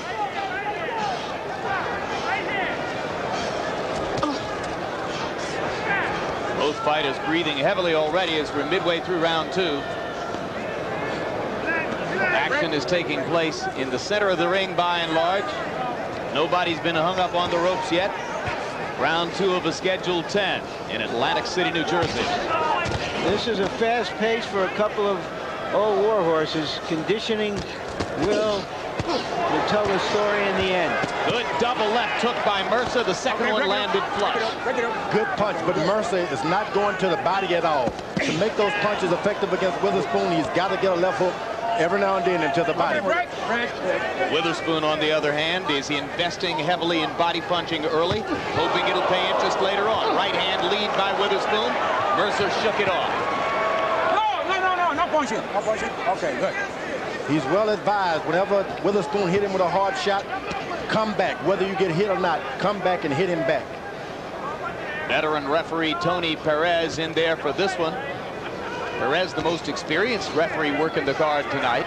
The man who will do the main event, Eddie Cotton, considerably less experienced at the professional level than Perez, but Eddie Cotton weighs 240 pounds, and that could come in handy when you're trying to move Bowe and Golota off of each other. Every pound helps. There you go. Very good.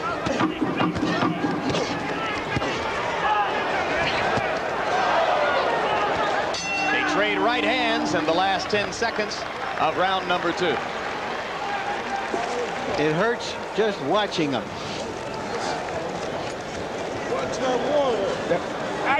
You working nice. You working nice. Keep your jab. And you standing in the range of his jab is why he's catching you with the jab. Don't let him just keep hitting you with the jab. You understand? You outbox him and go back to the body, and your openers will come up. You understand? Okay. That right hand will fire home in a minute. Well, let's fire it. You can lead it. You can lead it too, you know. Okay. He's waiting. Waiting for your jab to slip and start countering. Let's see these two Polacks jabs.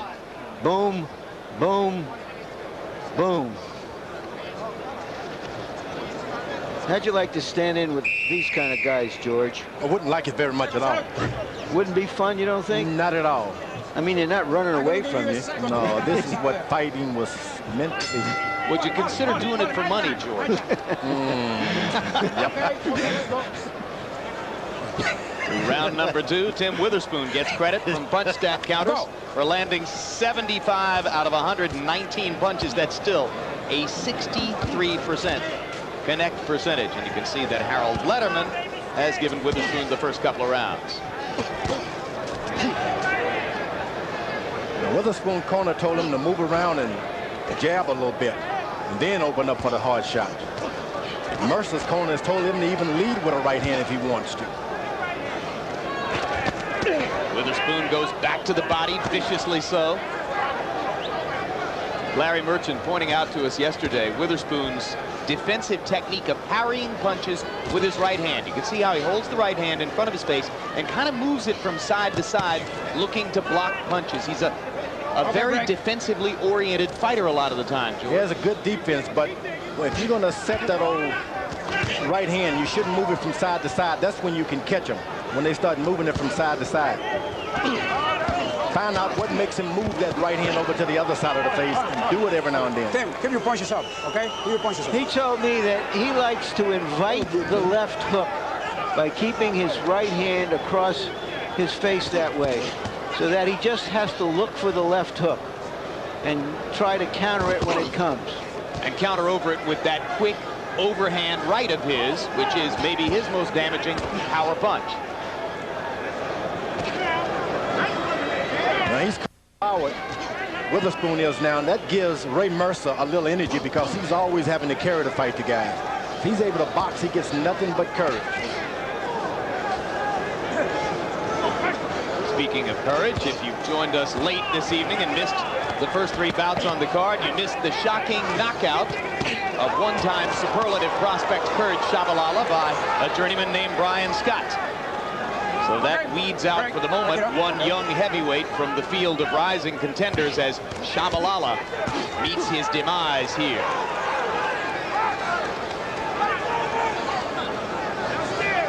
All right, break.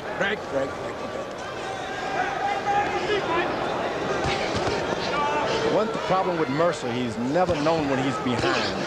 He'll whip you and thinks, hey, I hurt you that round, and forget about the points. He loses a lot, not because he's not the better fighter. If this goes on for 10 rounds, both of them will sleep for about a month.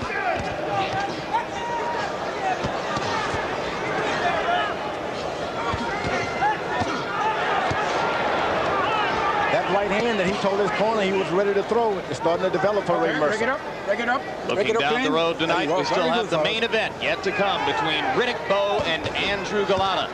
Build up in Atlantic City for the past several days. One of the events leading up to the fight was the weigh-in, and because of Bowe's weight circumstances in the first fight, July 11th, there was a lot of anticipation for this. Here's how they looked when they weighed in 2 days ago. Okay, Riddick Bowe, 235 pounds. In person, he looked gaunt, but on that tape, Andrew he looked Golota, perfectly fine. 239. Here you see some of the fluctuations in Bowe's weight and his fortunes. 235 pounds, Holyfield won. 246 pounds, Holyfield 2. He lost. 252 pounds, Golota won. He should have lost. Tonight, he's back where he was 4 years ago. What do you think about the way he looks, George? No doubt he'll be able to move his feet this time. Last time he tried to move his head without moving his feet. That extra weight will make you not be able to move. He's in better shape.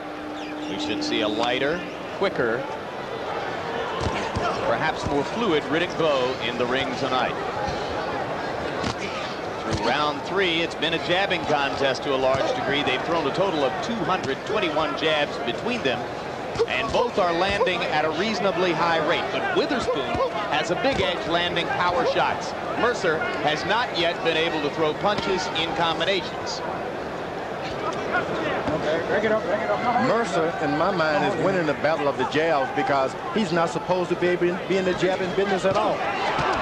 There's the first solid combination for Mercer as he lands a right hand over the top and follows it with a left hook. No. Okay, very good, very good.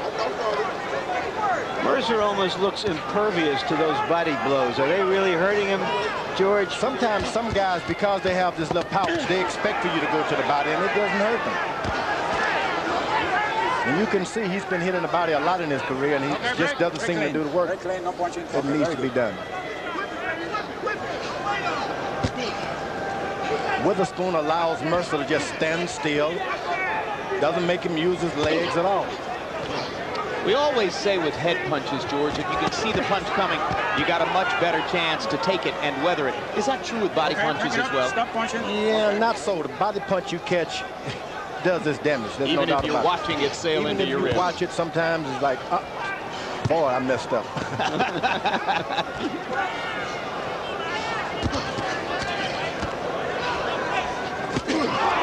Quick right hand over the top by Witherspoon, and Mercer comes back with an uppercut of his own. Another uppercut.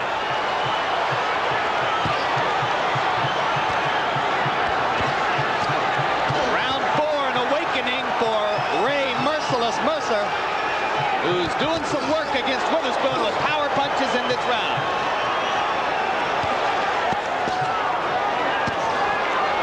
Witherspoon rallies back.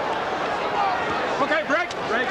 Mercer is catching Witherspoon waiting for one good shot, and when he's waiting, he hits him with 2 goods of his own.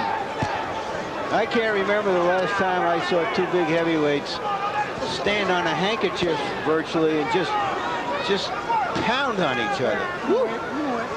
Okay, break. Okay, yeah, generally that one is given and the other is trying to get out of the way of it.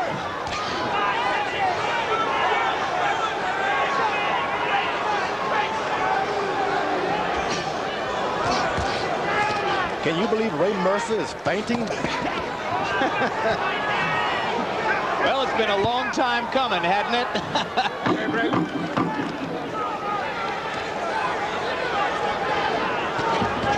Okay, done.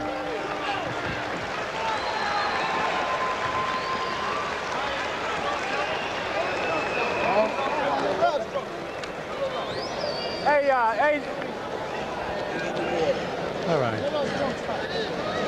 As it is, it's... No, Ray, you're not hitting him in the body at all. I want you now working on his body. He's getting tired.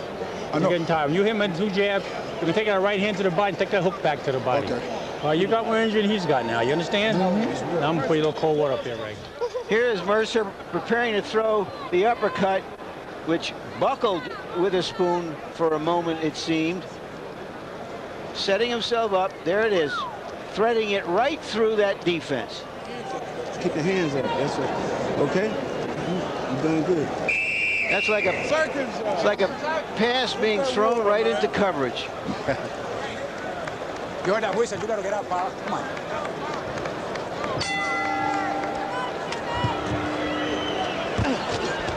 Excellent round for Mercer in round 4. In fact, between the 2 fighters in the 4th round, both landed more than 60% of their punches. So this is shaping up as a classic slugfest. Quickly, Harold Letterman, how do you see the first 4 rounds? Larry, 39-37, 3 rounds to 1. Terrible Tim Witherspoon. I thought Ray Mercer was fighting a lackadaisical fight, even though he was trying in the first 3 rounds. But suddenly he opened up in the 4th, and I mean really opened up and punched like he should have been punching. He clearly won that 4th round. He's coming back. We have the same score, Harold, but I wouldn't call what he was doing lackadaisical. I'd find some other word for it. Hard right hand landed by Mercer. Witherspoon counters twice to the body. Then big right hand over the top as he's looking at referee Tony Perez. I have to say, Ralph, if you won't help me, I've got to help myself. Talking about a feint, George. I think Mercer might have taken a look at the referee when Tim did, and Tim just whacked him. He ambushed him, George. That's exactly what happened. Couple of cagey fighters in there, particularly Witherspoon. Ray Mercer told us yesterday he thinks he has to win the fight by a knockout. He said he thought that the chances were slim he could score a decision over the technically superior Witherspoon. And he's trying to knock out a man who's only been knocked out once previously in his career, that on the night when he really wasn't mentally there for his matchup with Bone Crusher Smith in Madison Square Garden. This is Tim Witherspoon's 18th year as a professional prize fighter. Again, you see the quickness of Witherspoon's right hand when he goes up top. Okay, break.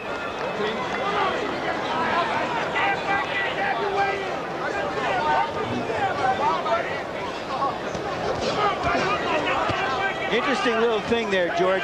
Mercer prepared to throw that uppercut again, and Witherspoon just turned into him and didn't let him throw it. Both guys got hurt, but Mercer got the worst of it that time. Yes, sirree, he did. But both men, I believe, are wobbled at this moment. Mercer is hanging on, though. Woo! And Witherspoon intelligently goes to the body. Mercer not throwing back. Mercer's been in this position before. He knows that guys will beat on him from time to time. If he can just hold on, they get tired. And Mercer tries to sneak in an uppercut there as Witherspoon steps away.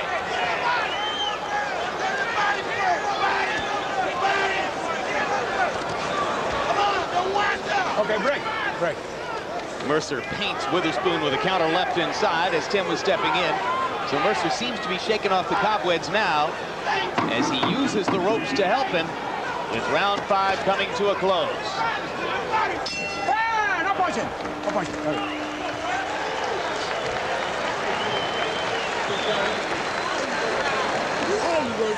Good work. But keep working the body. He said don't pour so much water in your hip. Tim, you're doing good, but work the body off and then come with your combination. You understand? Don't let him steal no rounds from you. Keep working the body. This isn't normal, folks. This would be if both of these guys were wearing 20-ounce gloves.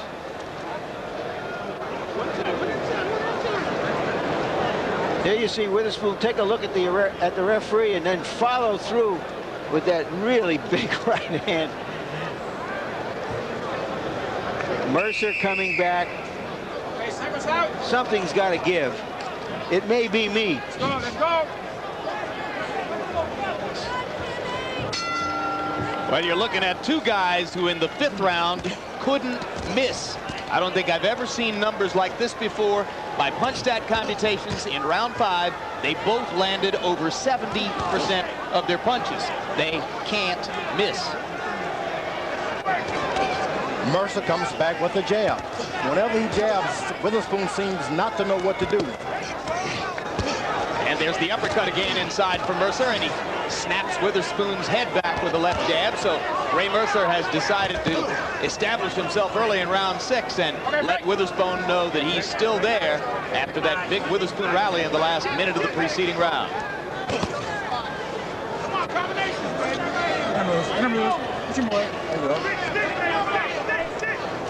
Witherspoon's corner told him to go to the body and then come back and try your rally. He seems not to be doing that. Witherspoon's trainer, Whit Lowry, stayed with him through all of the lean years while Tim was virtually exiled from the ring during his long legal battle against Don King. Whenever Ray Mercer catches Witherspoon waiting, he takes advantage of it. And when you want to go to the body, you try not to hurt your hands, and that will cause you to wait.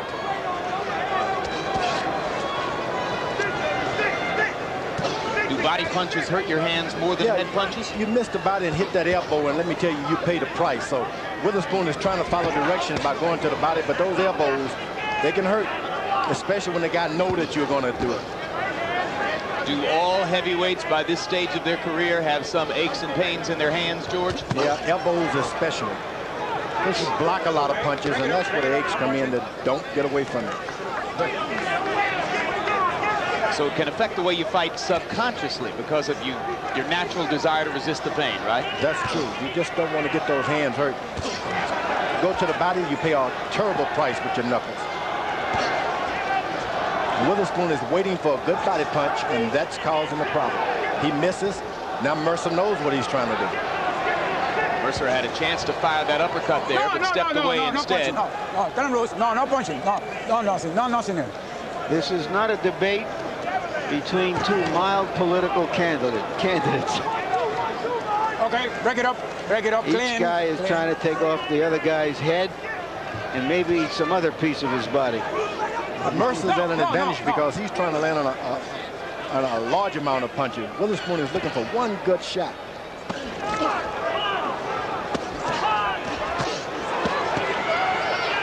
Witherspoon with a little counter left that landed inside there, and then as Mercer tried to come back with a combination, terrible Tim Witherspoon landing to the body again. Okay, I gotta go big time now, boy. Put that over your shoulder. You gotta go big time. Huh? You gotta go big time. You gotta throw punches. Okay. When he hits you and you hit him back, hit him back again. Okay. Don't let him finish up, Ray. What? Don't be afraid to hit him around that body either, man. Okay. Come on. Come on, now you hit him, and bam, bam, hit him with the right hand, then never came back underneath with the hook. Okay. His arm is on a little more water. And still to come, this man, Andrew Golota, in his second chance at stardom. He gave the first chance away when that lunatic series of low blows caused him to be disqualified against Riddick Bowe in the fight he was thoroughly dominating, winning going away. Madison Square Garden, July 11th. A night of potential redemption for both Golota and Bowe. Round 7 begins. Ray Mercer throwing twice as many jabs as Tim Witherspoon in round number 6. And through these past few rounds, the strategic advantage in the fight seems to be slipping toward Mercer's side of the table. No doubt about it. Mercer's landing the better of the left jabs. Witherspoon is a puncher. He's looking for a good overhand right. You wait sometimes, the fight is over before you land it. Mercer is more willing to step back now and use that jab, do a little bit of boxing. I've given him 2 of the last 3 rounds. Good counter left hook there by Tim Witherspoon. Witherspoon is being awful conservative, as though he thinks he may get tired, so he's holding back a lot of the punches he should be. Left uppercut by Witherspoon started a combination, and Mercer answered with 2 hard shots of his own. His corner told him if he hits you, come back not only with 1 shot, but 2 or 3. And he did as much. Idea in boxing is to hit the other guy first and to hit him last. Yeah, that's a good strategy. That's true. But if you stand there after you've hit a guy, certainly he's going to hit you back. Okay, break it up, break it up. Witherspoon lands a good right hand, and he just stays there.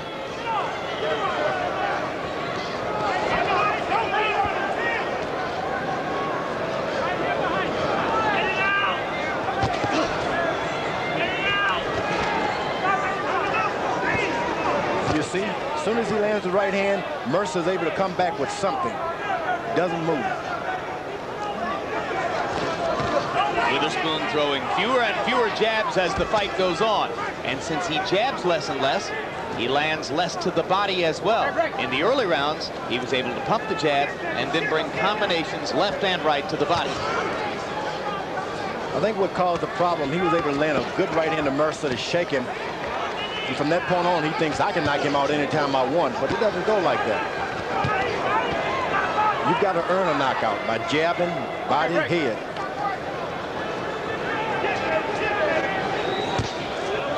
This is heavyweight fighting. That was the best right hand of the night. What a Ray shot. Mercer. Off of a left jab. Well, both guys have proven their ability to take a punch. Witherspoon uses that right hand to cover up, but you got to stay close. You can't do it from afar off to give the guy, it's like a baseball pitcher. He'll come in, and whether you cover it up or not, he'll hurt you. You got to stay close with that defense. Because if you do it from far away, you can't protect everything, and you're making it clear where the target is. That's true. That's true.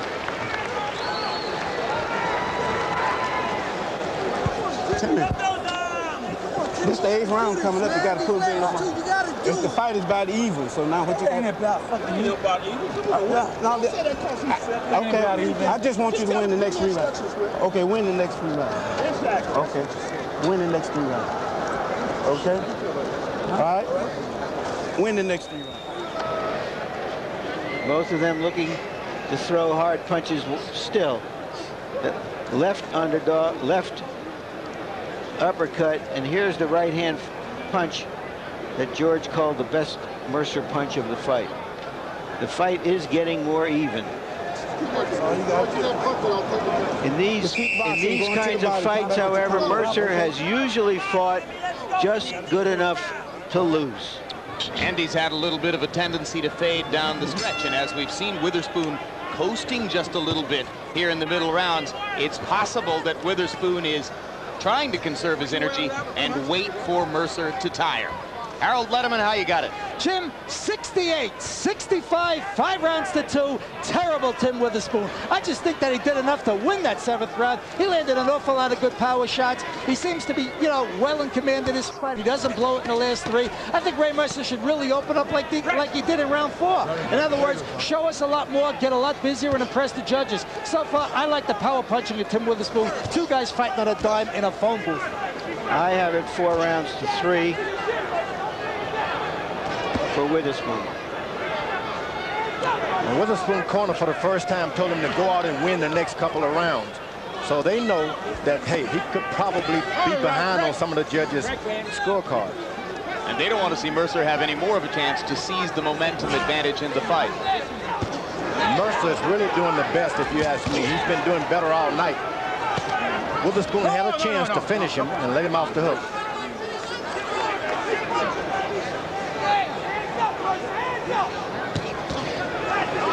Mercer, the avid fisherman, trying to land the biggest fish of his boxing career here. And Mercer is not only punching harder, he's boxing and moving. Showing some footwork for the first time. Yeah, well, wonders never cease. It's truly amazing that those body punches seem to have absolutely no effect on him.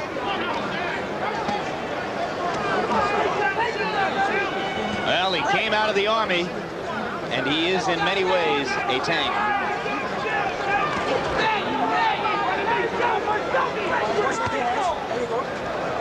Witherspoon cracking the right hand to the side of Mercer's head. That's what he's been doing all night, cracking the right hand, but never coming back with a good left hook, just depending on one shot every now and then.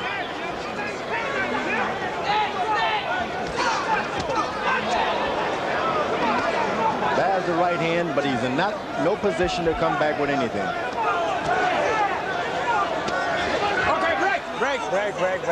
Break. Watch those punches over the head. On the other hand, Mercer throwing fewer punches this round than in the 2 preceding rounds, and we've told you about his tendency to tire in the late rounds. This has been a grueling fight. Both of these fighters have 5 kids. Both of them are going to need a lot of tender, loving care for a while after this one. And you saw Mercer landing 2 close-in shots there before Tony Perez pulled him apart. Punch with 2 hands. Mercer's been able to do so well in fights. 2 hands free. Seldom he's able to find out how to win. He needs a trainer to teach him how to win fights. Well, he thinks he's got that man now in Tommy Parks. And we'll find out in these next 4 rounds. When last we took you to Riddick Bowe's locker room, he was getting a briefing from referee Eddie Cotton and New Jersey State Athletic Commission Chairman Larry Hazard on rules interpretations for tonight's fight. Now you see Bowe warming up and only beginning to break a sweat as we look forward to our main event, Golota II.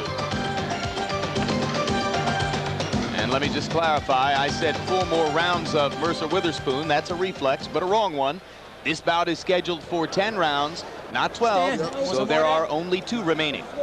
Want some more? Here. Ray. Just your jab. Your jab is too good for him. Every time, don't look around there. Every time you get close to him.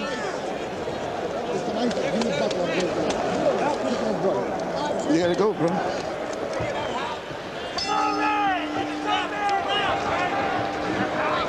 Tim Witherspoon came into this fight hoping to do something nobody else had done, which was to stop Mercer in order to force one of the top heavyweights into a fight.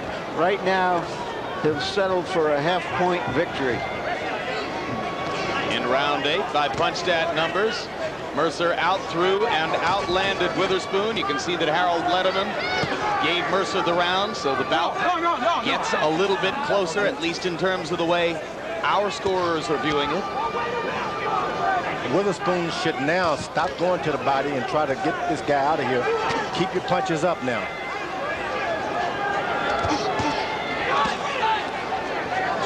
Okay, break. Ray Mercer's last 5 fights have gone the distance, 6 of the last 7, so if we go all the way to the bell at the end of round 10, that'll be no surprise in context of Mercer's career.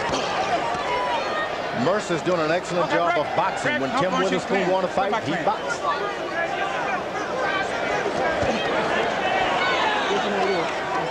Okay, break. If you're looking across the ring, you can spot Evander Holyfield seated with his good buddy Donald Trump. We expect to have a chance to chat with Evander in the time between now and the main event, Golota II.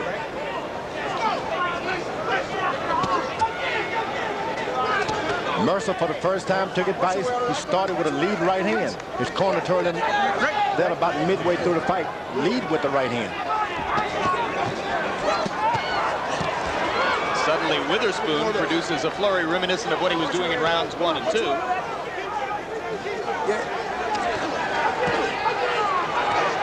And Mercer says, well, let me show you one of my combinations. Mercer's doing a better job of throwing combination. Witherspoon throws the right hand and looks. Throws the left hand and looks.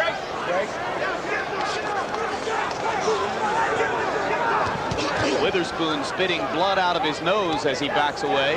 Okay. Good left hook by Mercer. Kind of a hooker cut.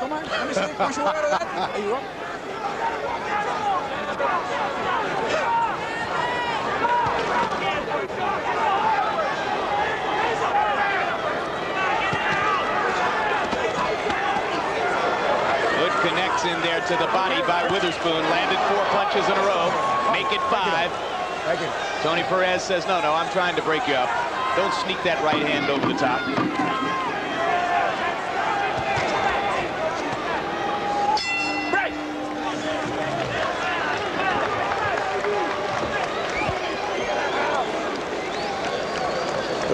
round, Tim. Take this one and we got the fight. Work good. Last round, baby. Last round. Last round. You did good that round. You look good. Keep hitting that body. You look good when you come off the body. You just bend your knee. Bend your knee and hit him back, okay? You bend your knee, the right hand will go over the top of your head. Just bend like that and punch. Okay. Come on, baby. Hit him first, man, so we never hit you back. Okay. Benny rest after this one. Huh? Benny rest after this one. Get that water. Stay tight, baby. Let him score. Yep. Punch the entire round. Punch the entire round, you're all right. If you don't, he'll take over like that one. An interesting comment in Witherspoon's corner, I thought, George. Someone said, keep punching the body, it looks good. Very often body punches are ignored, but these big swings that chopping at the body are so clear and graphic that Witherspoon probably is getting credit for them. Probably. Quickly, your score as we go into the final round. Larry, 87-84, 6 rounds to 3. Terrible, Tim Witherspoon. Somehow or another, I just get turned off by a guy laying all over another guy. And in the last couple of rounds, Ray Mercer's laying all over him. Break it up. I have it 5 rounds to 4 for Witherspoon.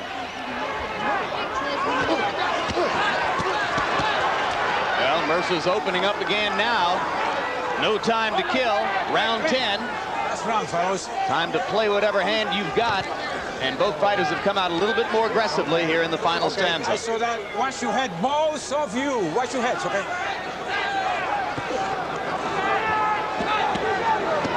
No. Let him go. Boy, that referee is in good shape.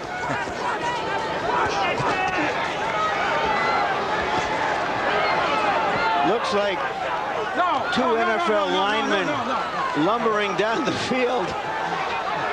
But boy, they're just going at each other. And if I had a hat, I would sure tip it to them. You don't often see this. Well, we had a tough fight to score last Friday night in Reno between Montel Griffin and James Toney. And I get the sense that this could be a tough fight to score also. George Foreman seems to see it a little bit differently, for instance, than does our Harold Letterman.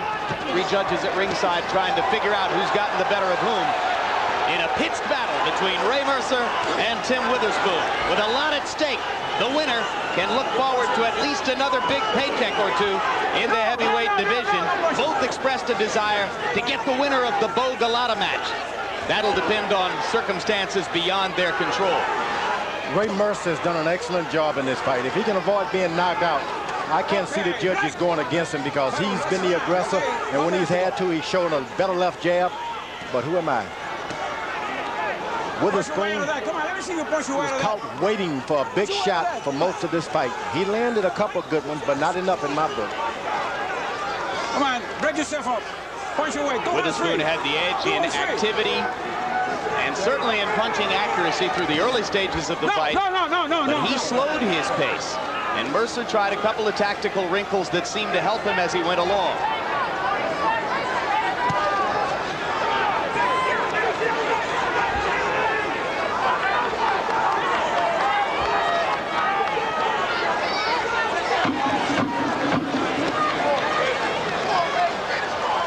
And for the 7th time in his last 8 fights, Ray Mercer goes all the way to the final bell.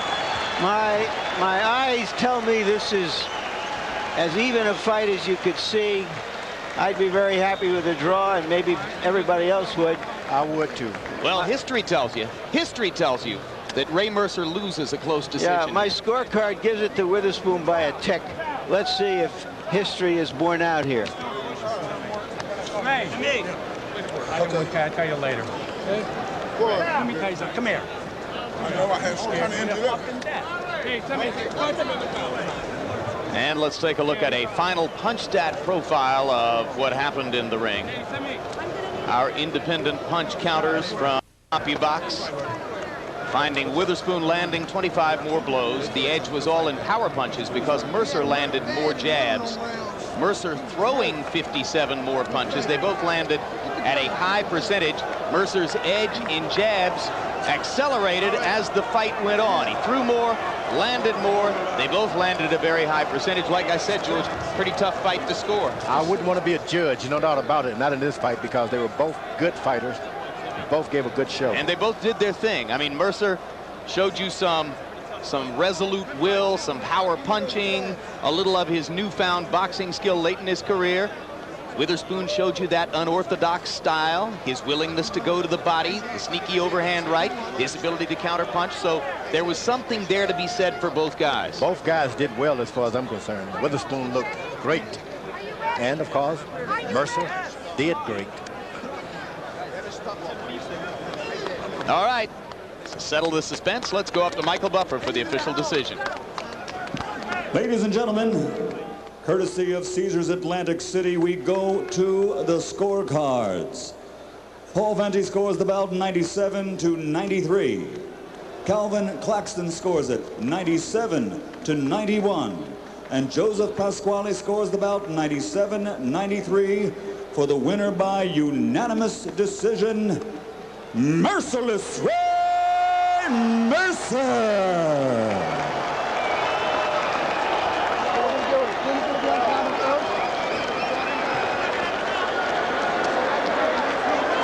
So Ray Mercer's luck finally changes in just the kind of fight in which he has lost close decisions, including earlier this year to Lennox Lewis.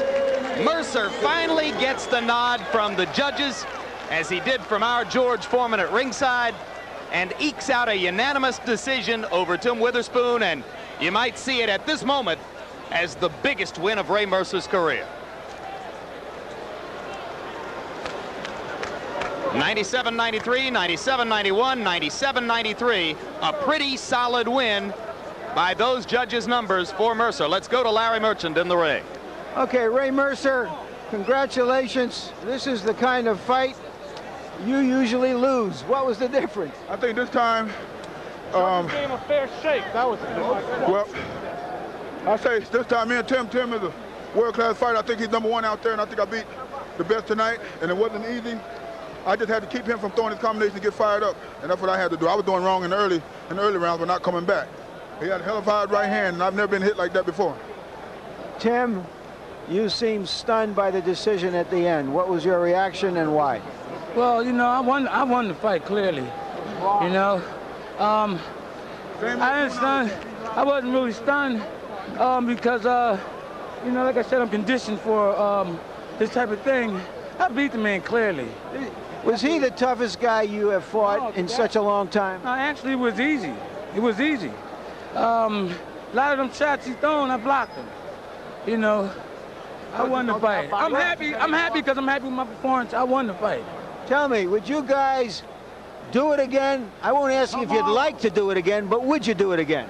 Of course we'd do it again. I mean, we gave the people what they want. This right here, the best fight of the night, right here. I won the fight. Like I said, I'm conditioned for controversy. I go back to the drawing board just to do the same thing over again. I'm not unhappy because I won the fight. Let's do it again. I was singing the same old song 2 fights ago, and I know exactly how it feels. Right. I'm just glad God Almighty was on my side tonight. I trained hard for it, and I got it. That's his problem. All right, thank you very much, fellas. Back to you, Jim and George.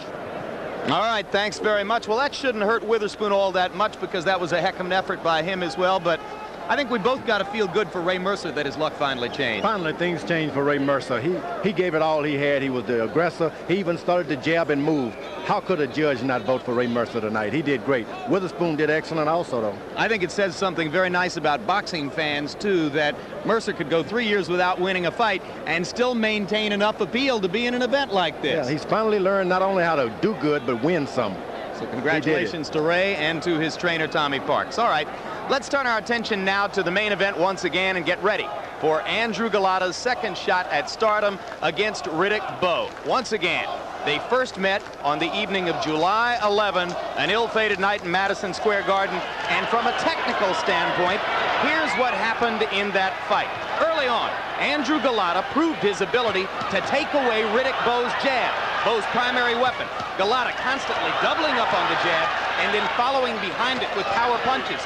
Through the early rounds, Bowe became tentative, and was unable to throw his own punches in combination as Golota continued to land consistently. Golota also used a subtle technique to take away one of Bowe's best punches, his right uppercut. The uppercut that had done so much damage in the 2 wins over Evander Holyfield was scarcely in evidence tonight as Golota would step inside and then turn his shoulder toward Bowe and place himself in a sideways position to nullify the uppercut. But in round 4, after a couple of warnings, the first deducted point for a low blow. And then there would be another such deduction 2 rounds later in round number 6. As Golota, despite his dominance, saw his technique get ragged and his body punches continued to wander low. And a third point was finally deducted in round 7. And toward the end of round 7, as Golota rallied and attempted to knock Bowe out, as he had him in trouble, he landed that last low blow. And referee Wayne Kelly had no choice other than to disqualify Andrew Golota. A look at the 3 scorecards for the 6 completed rounds in the fight shows you that Riddick Bowe only won 3 rounds on the 3 judges' cards. In other words, in 18 boxes with 18 chances to mark Bowe as the winner of a round, that only happened 3 times. There were situations where points were deducted from Golota, and that might have produced even rounds or a round where Bowe appeared to be on top, but in fact, take away those point deductions, he only won 3 rounds on the judges' scorecards. And now it's our privilege to talk with the man who reestablished himself in the eyes of so many as the main man in the heavyweight division with his tremendous victory over Mike Tyson last month. We're talking, of course, about Evander Holyfield. And Champ, welcome once again to TVKO. Thank you. Evander, a lot of people have talked about what you might do in the future, and there's strong discussion about the possibility, of course, of a rematch with Tyson. Report in the New York Daily News just a few days ago that your lawyer, Jim Thomas, was negotiating with Don King and was close to an agreement which would bring about that rematch. What do you know, and what do you think? Yeah, I made a decision to fight again. I'm going to fight the year 1997 out, and my lawyer is talking to Don King. Ain't nothing concrete. I'm just looking to fight the three best fighters. Well, if you take the Tyson fight next as the rematch, you're obviously accommodating public demand and also taking what would appear to be the biggest paycheck. Are those the 2 best reasons to do it? Well, yeah, one of the best reasons. You know, I was given an opportunity. I'm willing to get an opportunity back and to show the people it wasn't a fluke. I could do it again, and 1997 is a glorious year for me. You say you want to fight the 3 other best fighters in the division. Who else besides Tyson does that mean? Well, Michael Moore and Riddick Bowe. Both of them fighters are a good fighter. Michael Moore is a champion, and Riddick Bowe is proven to be a worthy challenge as well as Lennox Lewis. We'll come back to the subject of Bowe in a minute. So Lewis does possibly fit into the picture?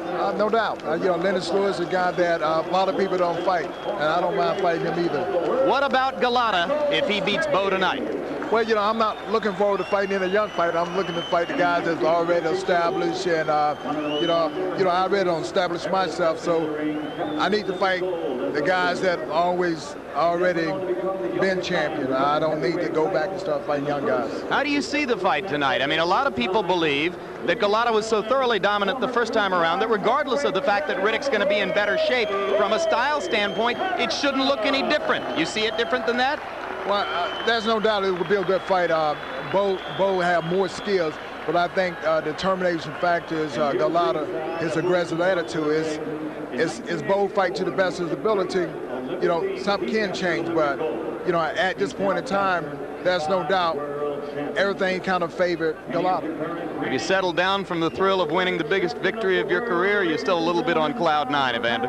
Well, you know, I'm not surprised. I'm happy, and I appreciate it, but you know, it was just another fight to me, and I think it just let everybody know that everything is possible. You can't really never count anybody out. Professional attitude from one of the great professionals in the history of the sport. Thank you very much. Thank you. Let's get ready for the main event. Go upstairs once again to Nick Charles. Well, Jim Lampley, whomever Evander Holyfield fights next, he will be well supported and obviously well paid. Thanks. Coming up next, what we all came to see tonight, whether Riddick Bowe can redeem himself or if Andrew Golota can keep his punches up this time and chisel home a point that he's forced to be reckoned with. This is Bowe Golota, the rematch, and it's here now.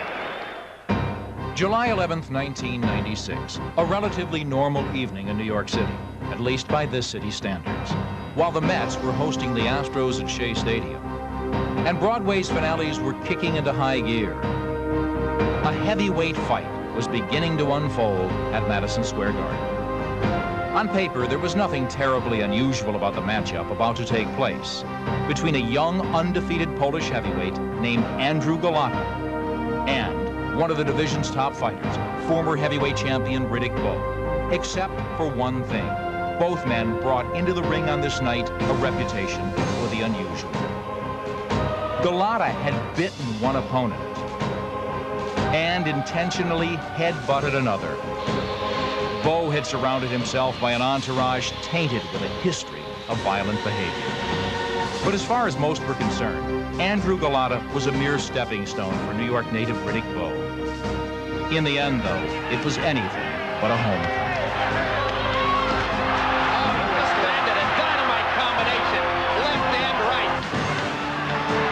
With each and every punch, Golota's lead widened. Golota rocks him back with the right hand. Bowe steps up against the ropes. Golota rocks him again with the right hand. And the left. Yet, with each and every low blow, his chances of victory narrowed.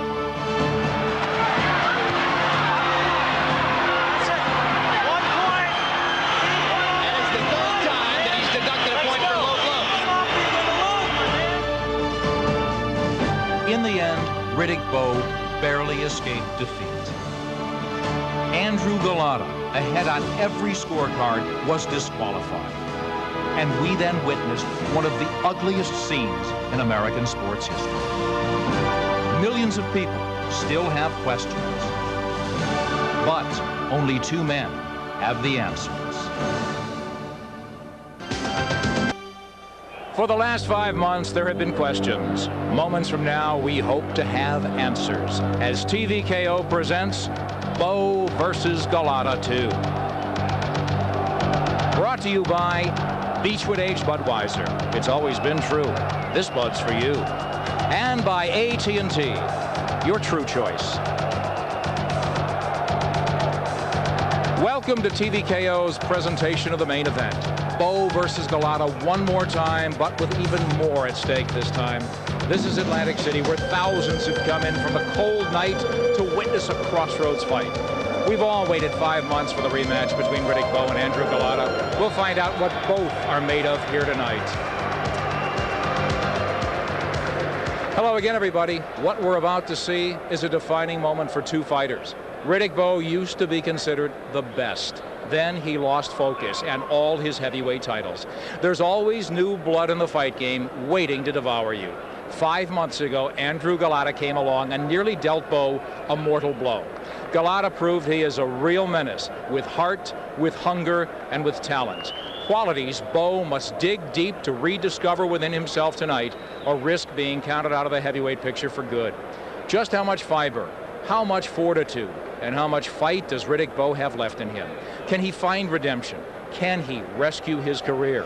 Is Golota a fluke, or is he the genuine article? There is unfinished business to attend to because of what happened the first time these two guys tangled. Here's a closer look at that.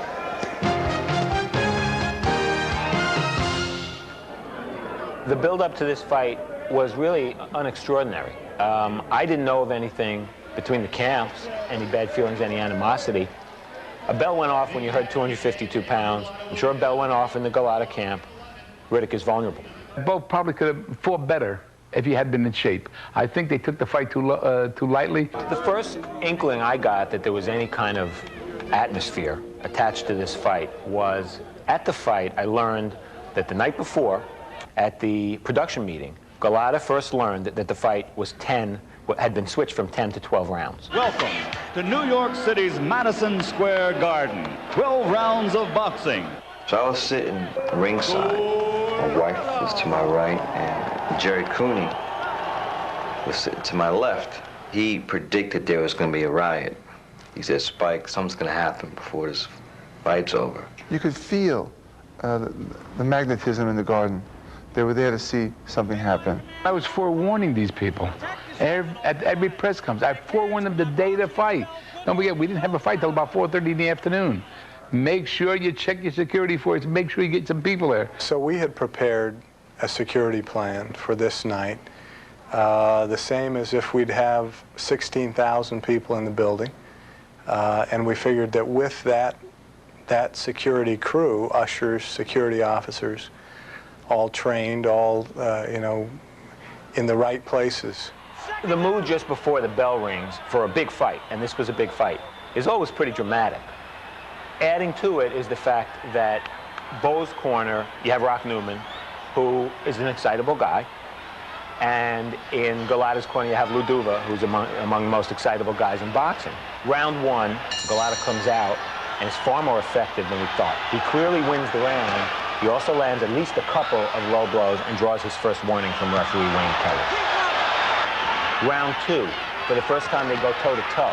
There's a furious exchange. Golota gets the better of it. And again in the second, he lands at least 2, if not 3, low blows. No warning, no point deduction. Bowe also guilty of the foul, rabbit punching, which he did throughout the fight. Round 3, a little bit slower round than the second. Interesting, during the round, you hear the first chant of USA, USA. Golota lands low again with a left hand, and the referee says to him, Next time it's a point. Last warning. Round 4, again, Golota in control. With 25 seconds left in the round, he lands a low left hand. Bowe goes down. Kelly should have issued a count, even though it was an illegal punch. He didn't. He gave Bowe 5 minutes to recover. 1 point. Round 5, Golota, for the first time, looks on the verge of stopping Bowe. By the round's end, Riddick Bowe looks exhausted. And at the bell, Bowe pushes Golota. Round 6, with about 30 seconds left in the round, Golota lands a low punch. Kelly deducts another point from Golota. This is the second point. Golota is flirting with a DQ loss. Round 7, Golota lands a low right hand, and for the third time in the fight, he loses a point. 1 point. Sure enough, 30 seconds left in the round. Golota punches low with the left hand. Kelly, without hesitating, waves his arms. The fight is over. When it was over, I was saying to Golota, you can ruin somebody's life like that. And that was it, bro. That was the spark. You could feel the fire start.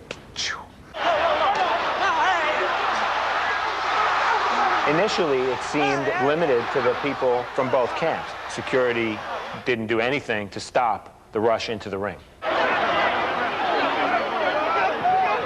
It was bedlam, man. But it would stop over here, then something would start over here. It took a long time, a long time for the cops to get there. So it was like unabated mayhem. We've established a much closer tie with the New York Police Department. We have a police observer now in the building for every one of our events, but particularly put an emphasis on boxing. But in addition to that, the ring is really sealed off from the rest of the world. We're much more careful about who the boxers want to give credentials to, because obviously they jumped into the ring and committed a crime. And that started, like pushing over a domino, it started a number of things happening. Somebody could have been killed that night. Very easily, somebody could have been killed that night. Well, the one safe thing to say is that there probably isn't a person here who isn't thinking about the disturbing possibility of any riot happening again tonight. But here we are on this night in Atlantic City, and there are the fighters. This crowd is rocking. This place is tingling with anticipation. Frank DeFord now has more on the steps taken to ensure the only punches that will be thrown are from the two fighters you see about to step into the ring. Frank? Well, Nick, certainly this convention hall should be the safest place you could be in a crowd anywhere in the world tonight.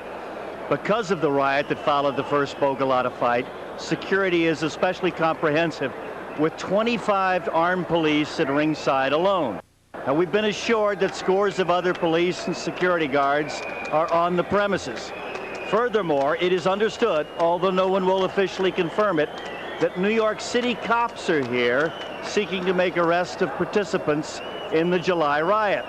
Well, soon after that fight, an undetermined number of people were arrested by New York authorities, and Rock Newman, Riddick Bowe's pugnacious manager, was fined $250,000 and he was suspended. TVKO has also learned that the New Jersey Athletic Control Board has warned Newman that any irresponsible behavior may well result in his lifetime ban in all of the United States. Moreover, the NYPD impounded the HBO tapes of that fight and are using it to identify culprits, assuming that many of them may very well return in effect to the scene of the crime. But despite this considerable and vigilant police presence, any fight is always more potentially incendiary than our other sporting events. Just as fans tend to speed away in their own cars from automobile races, so does the hitting they see at a boxing match bring the violent instincts of some fans to a boil. Moreover, unlike team sports, where an arena or in a stadium is usually filled almost entirely of the home team fans, a boxing crowd like the one you hear tonight is often evenly split among supporters of both fighters.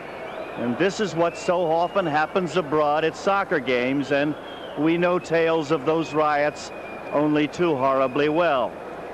Bowe and Golota also follow the oldest boxing formula. Match fighters from different ethnic groups. Pit the Irishman versus the Italian, the white versus the black, the Mexican against the Puerto Rican. Golota is not only the latest great white hope, but he is of a distinct nationality, Polish, an ethnic minority no less than his Bowe, the African American. And it is late Saturday night at a resort, and fans, whatever their background, have been known to consume alcoholic beverages on such occasions. Moreover, it's been raining hard here in Atlantic City all weekend. So yes, the police here are alert, yet so too are present all the primeval ingredients that make boxing so special, but always so potentially ugly. Jim?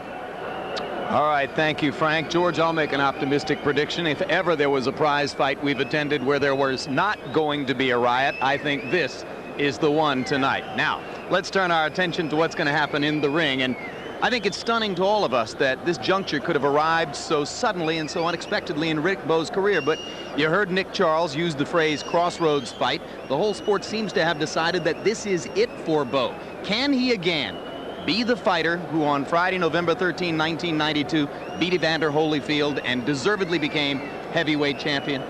Yeah, one good thing that happened in the last boxing match, Riddick Bowe was outpointed, beat to the punch, but he never stopped giving this guy a good fight.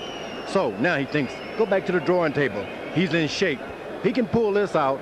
This guy will establish himself, re-establish himself as the #1 fighter in the world, in my mind anyway. Golota, he can be the darling, like I said earlier. All he has to do is go out there and do what he did the first time and don't go below the belt. Well, and you make a good point. If Bowe goes back to his highest level, then the question becomes, how good really is Andrew Golota? And that's a question, Larry, that you posed at the very beginning of the evening when you said, if a more fit Riddick Bowe raises his game, as most people seem to expect, can Golota raise his game a level too?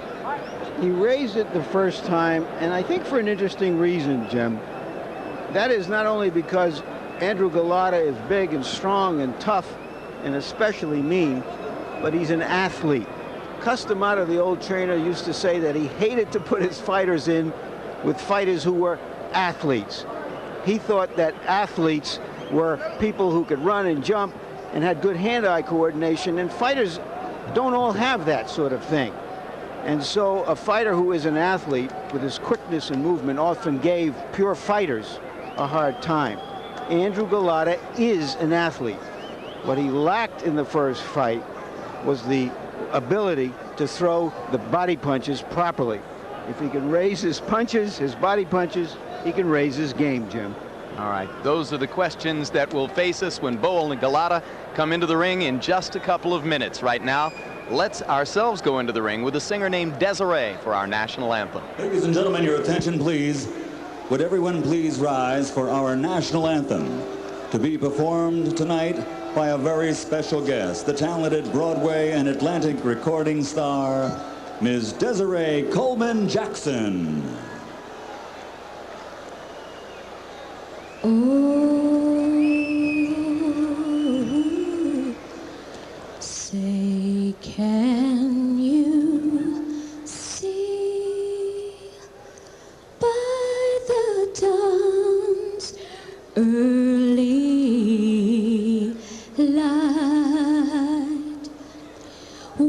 So proudly we hailed at the twilight's last gleaming, whose broad stripes and bright stars through the perilous fight for the rampart we watched were so gallantly streaming.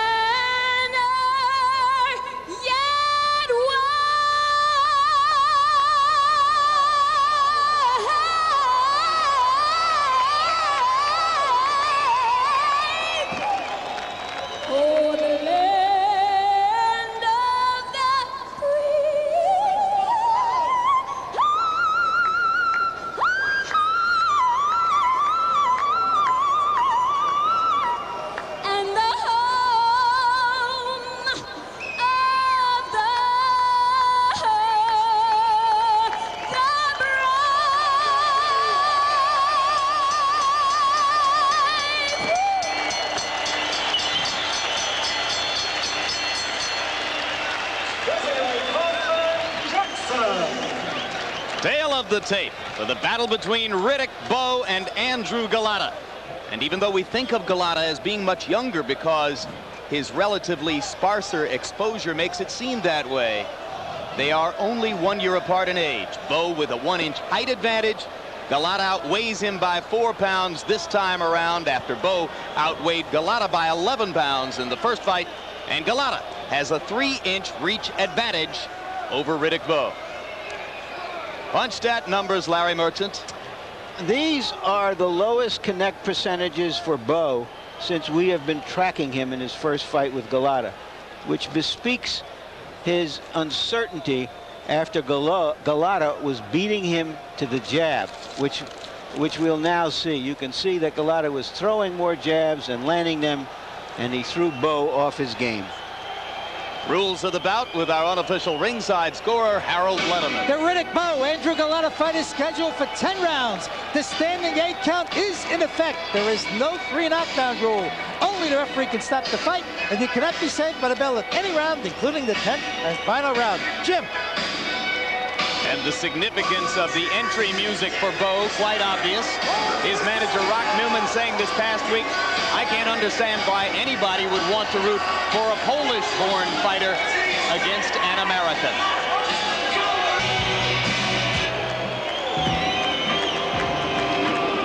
A blatant attempt to get the crowd on his side, and why not? Not to mention that we're in New Jersey.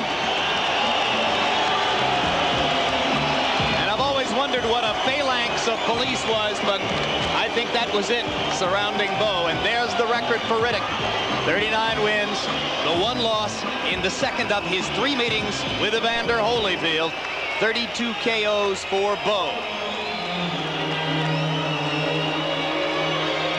Fighters' records tonight are being brought to you by The Ring, the Bible of boxing.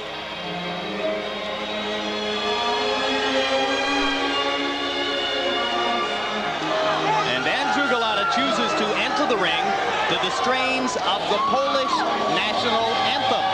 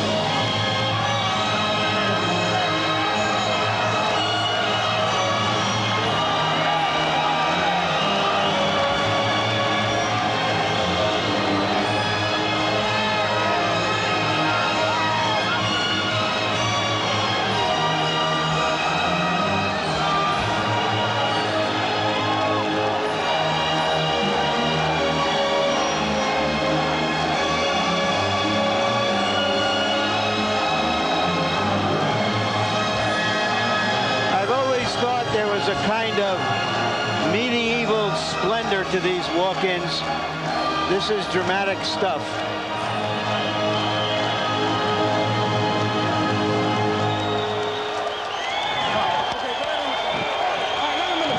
Polish American tears of joy and excitement in the arena already tonight, even before the action begins. Andrew Golota was 28-0 when he took the ring against Riddick Bowe in Madison Square Garden in July. So the only loss of his career came in his most stirring performance. And let's go up to Michael Buffer for the continuation of this drama. Ladies and gentlemen, main events, Caesars Atlantic City, and your undisputed, undefeated king of beers, Budweiser. This Bud's for you. Present the featured bout of the evening, 10 rounds of boxing in the heavyweight division. Sanctioned by the New Jersey State Athletic Control Board, Boxing Commissioner Larry Hazard Sr., Chairman Jerry Gormley, Board members Gary Shaw and Stephen Katz, Deputy Commissioner John Greco, physicians at ringside, Dr. Charles Wilson, Dr. Eric Wormser, Dr. Earl Shaw, and Dr. Richard Snepper. The timekeeper is Roosevelt Gilbert. Counting for the knockdown seconds, alternate referee Benji Estevez. The 3 judges scoring this bout on a 10-point must system are Al DeVito, Shafiq Rashada, and Steve Weisfeld. And when the bell rings, the man in charge of the action, referee Eddie Cotton. And now, ladies and gentlemen, by way of Caesars Atlantic City, for the thousands in attendance and the millions watching around the world, this is the rematch we've all been waiting for. Ladies and gentlemen, let's get ready to rumble!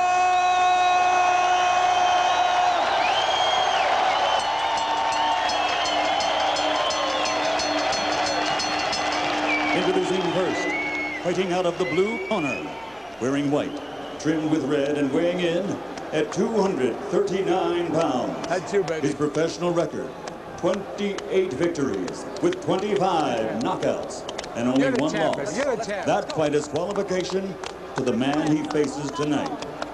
He is the pride of Poland, now living and fighting out of the Windy City, Chicago, Illinois. Ladies and gentlemen, introducing Andrew Golota.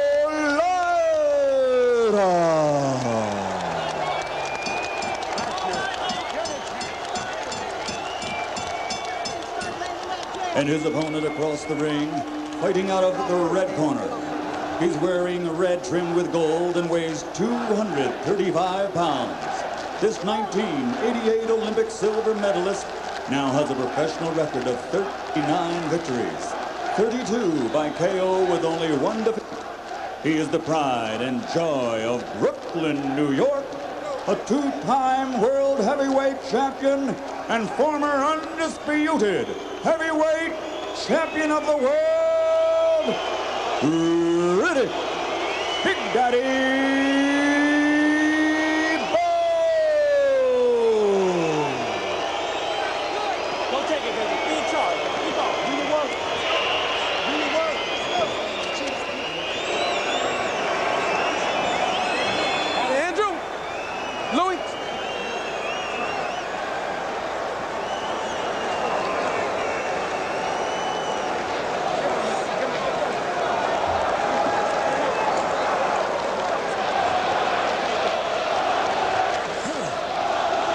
boxers, you received your instructions in the dressing room. Anything below here is low. Anything below here is low. Okay? Let's keep your punches up. Obey my commands. Let's touch gloves. Have a good, clean fight. Let's touch gloves. Riddick Bowe comes out of the mean streets of Brooklyn and rose to prominence. Andrew Golota rose from the mean streets of Warsaw. Let's hope they conduct themselves with honor tonight. And you saw the police uniforms at ringside, so woefully absent on the night of July 11, so fully in evidence everywhere in the arena here tonight. But still, this is a live, electric crowd as round one begins. Riddick Bowe wore into the ring a robe with the name of his mother, Dorothy Bowe, on the back. She's the one who told him after the first fight, if you're going to get your ass whipped like that, you ought to retire.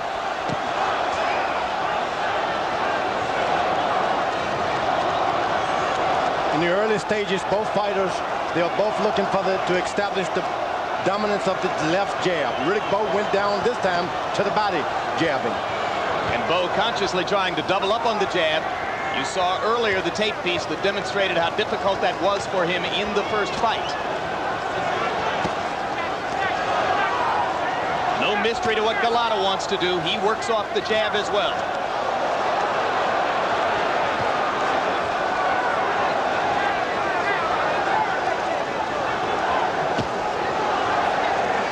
Golota's summation of the first fight was, I destroyed his jab. The issue here is whether Riddick Bowe has put it together again. A lot of people expected Bowe to come out firing and try to make an impression early on Golota. If so, he's trying to make a tactical impression. There is no immediate firestorm here. Riddick Bowe is going down, even trying to throw a right hand to the body. And there's a vicious left jab that landed flush for Golota.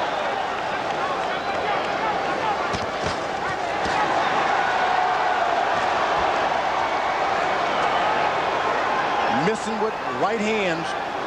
This could be the beginning of the old stuff. Riddick Bowe want to stay in charge here. You got to make sure every right hand thrown connects. Golota doubling the jab and jabbing right through Bowe's guard. They're tripling the jab, and the Polish-American contingent in the crowd already rising from their seats.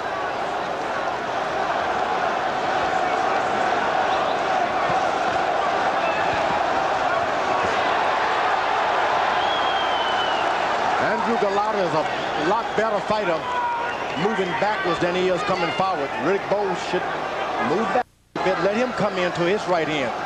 Since you can't find it reaching at him, let him come to you. Bowe not yet really stepping forward and extending on the jab. Golota has been able to pop his as he does there. So far, round one of Bowe Golota II looks a lot like round one of Bowe Golota I.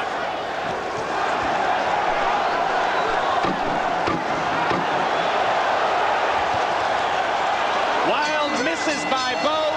Golota had a very precise round. Riddick Bowe tonight without the legendary Eddie Futch. All right, now listen to me, Bowe. For the first time, Fel Torrance with the Q-tip behind his ear is now the chief trainer. Throw your jab and pull back. You know, here come. I would just take that jab and keep that hand right in front of you, okay? When you use your jab, step in and don't pull away from those punches. When he jab with him. Jab with him. And keep your hands up as you walk to him, okay? Now you got to establish the jab. Establish the jab with the jab in the feint. But keep your hands up and do not pull back from the shot. Has Golota again destroyed Bowe's jab? Take a look. And there again. That was the same sequence. What I noticed, George, in the first round is that Bowe, who is a naturally aggressive fighter, was trying to be more measured, and that he seemed a little uncomfortable or awkward in that stance. That's true. And each time that Golota was able to land with that left jab, Bowe was getting ready to throw a right hand. In round one, by punch stat numbers, Andrew Golota landed almost twice as many punches as Riddick Bowe, 26-14. He was more accurate with the jab as well, although Bowe, to his credit, attempted 41 jabs in the first round.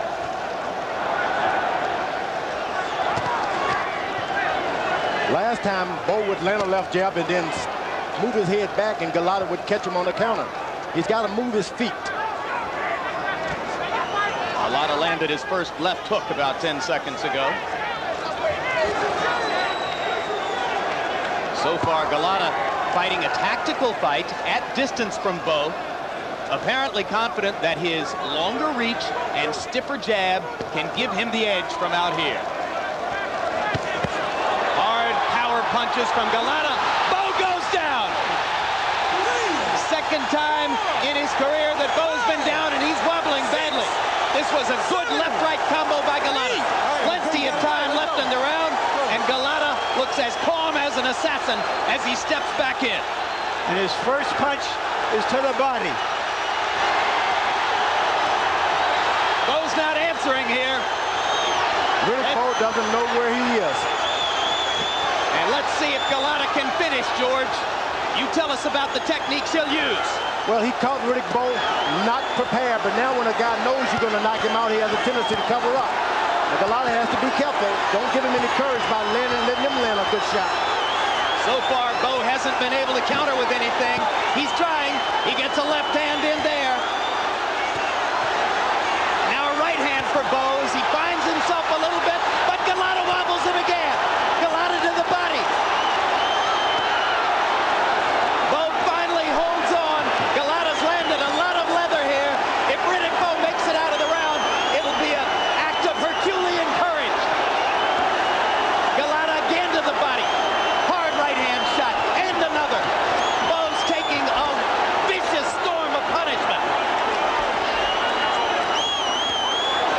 A left hand counter landed for Bowe. He's not really sure what he's doing in there. He's just reaching and throwing. Go to the corner. Look here. Look here. No. Eddie Cotton starts to talk to Golota about low blows. And this will save Riddick Bowe in round 2. I think he's taking a hit, but he's taking a point away from Golota for a headbutt. And he's giving Bowe a chance to revive. Okay. And there's a cut over or under Golota's eye. I'm not sure which. But Golota has a seemingly dangerous cut. I think it's on the left eye. Golota was very smart. He went back to the body. 10 seconds left in the round.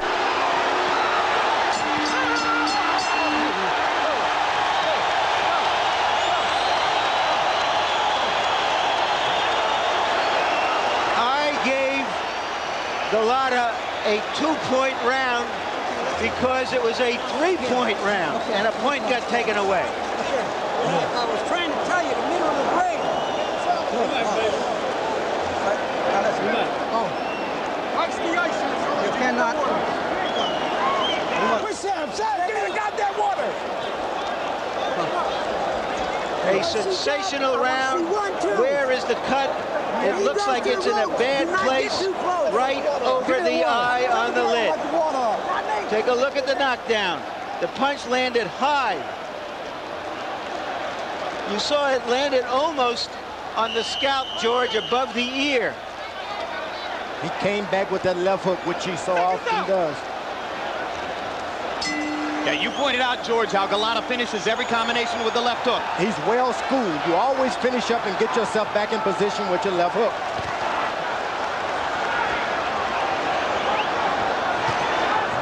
Eddie Futch said that Riddick Bowe is a lost cause. Is he? He comes out fighting. He's no lost cause, but he's in there with one tough fighter. Bowe landed a long right hand, which could start the bleeding on Golota's left eye again. Golota seems a little bit more tentative, perhaps worried about the effect of that cut. This is where experience comes in. You've been in that shape before, fight your way out of it. Golota, he's picking up experience. One thing is for sure, George, as Bowe lands another long right hand. Riddick Bowe might save himself with right hands and power punches here, but Golota has the longer, stiffer, better jab again. Now Golota is starting to slow down, looking for one shot, too. Good job, Phil. Listen up. You see, he lands the left hook. He doesn't come back with his right hand. If he keeps the combinations up, believe me, he can get Riddick Bowe right back in that same condition. Golota landed a low blow in there, and if he does that a few times, that could get him thinking some negative thoughts. Already, he's got to worry about the left eye. And he's forgetting how to position himself away from Riddick Bowe's uppercut. Let's go. Step back. Bowe's making a nice little comeback at close quarters and getting inside Golota's jab. When they step back out at distance, Andrew dominates. Why is Golota staying in so close, do you think, George? And he's not doing it like he did the last time. He's allowing Riddick Bowe to come up with that uppercut. Yeah, he's not turning sideways as effectively. And he was so perfect last time. This time he's got to be more perfect with punches. Blood all around Golota's left eye. Hard to tell whether it's damaging his vision at this point. Now he's starting to blink, and no question, Bowe is targeting the left eye with those looping overhand rights, and that's a good punch for Riddick.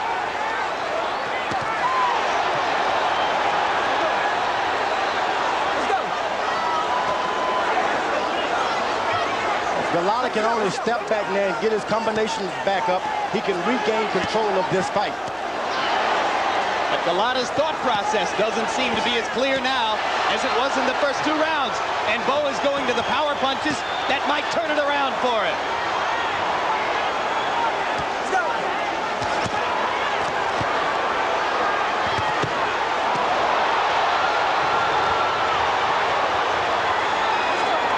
Golota is a good fighter, but Riddick Bowe is possibly the bravest fighter I've ever seen in the heavyweight division. Next to Muhammad Ali. What makes you say that? You knock him down, he's just seemed to forgotten all about it. Hey, I'm in control. Hard left hand by Golota. Bowe lands a right. They fire away at each other.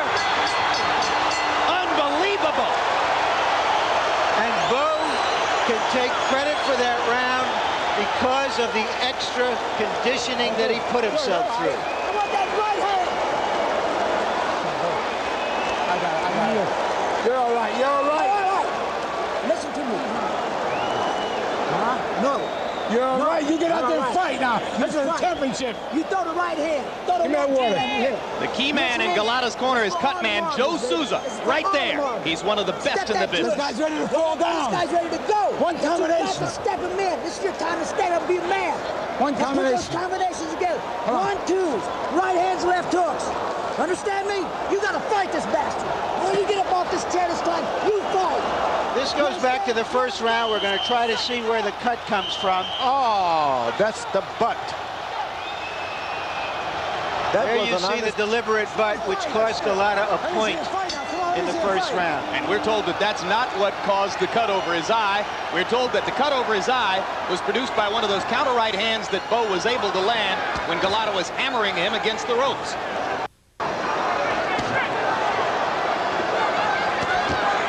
Golota must go right back to the basics. It all happened because he was boxing Riddick Bowe.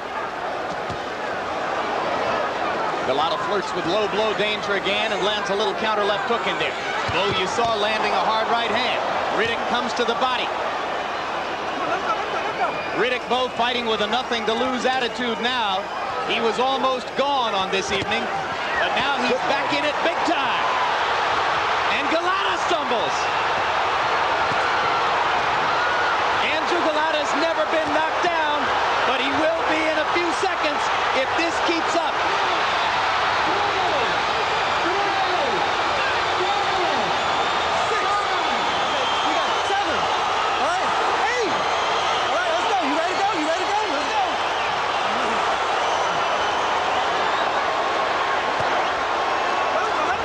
Riddick Bowe seems to be doing it all with overhand rights.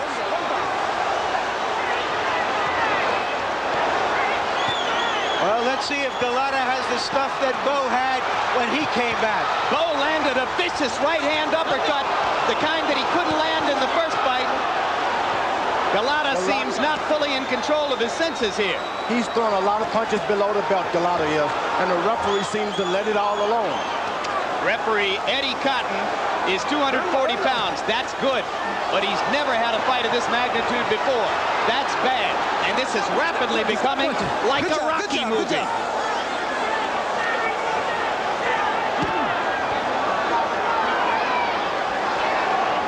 Only Golota is low blows by Golota, and Eddie Cotton will pull him away. Excuse me, George. That's your first warning. You're right. It's time to warn him now. He let it all alone for a few rounds. Now the referee gives an honest-to-goodness warning. And Golota rests on Cotton and got himself some rest. And Bowe tried to end the fight with one sweeping right hand, and Golota ducked it.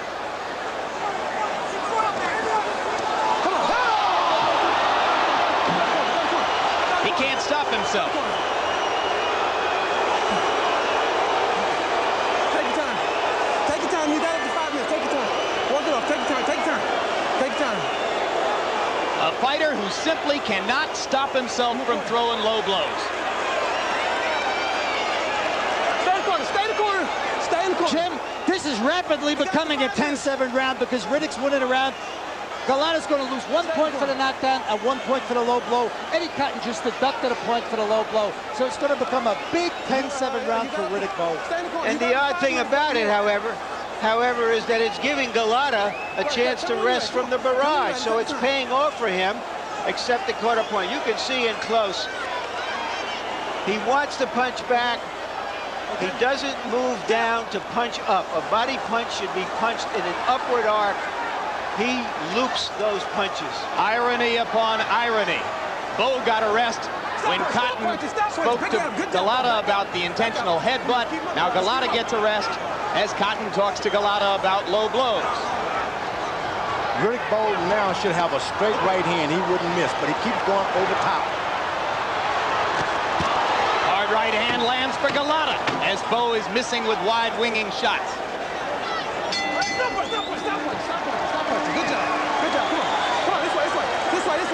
Somebody said a heavyweight Hagler Hearns. I think we've already had it. One good fight. Give me a sponge. Drama, intensity. What next? Any punches to the body. I want all straight punches. And God damn it, step the jab in.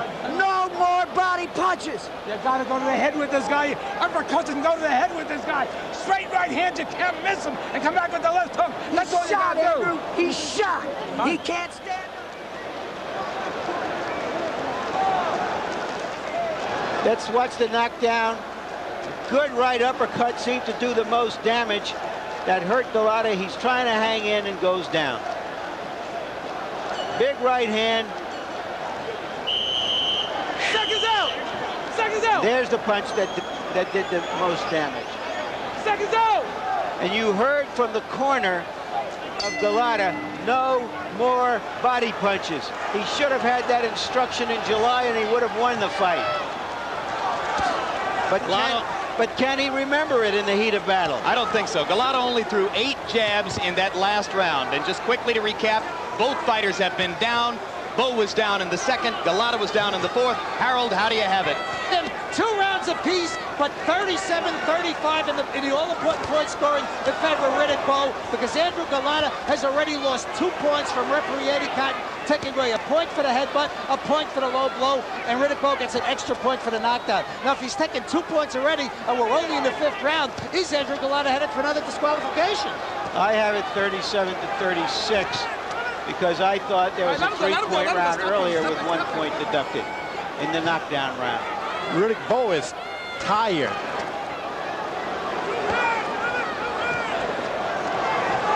And so is Golota. And they both got a right to be.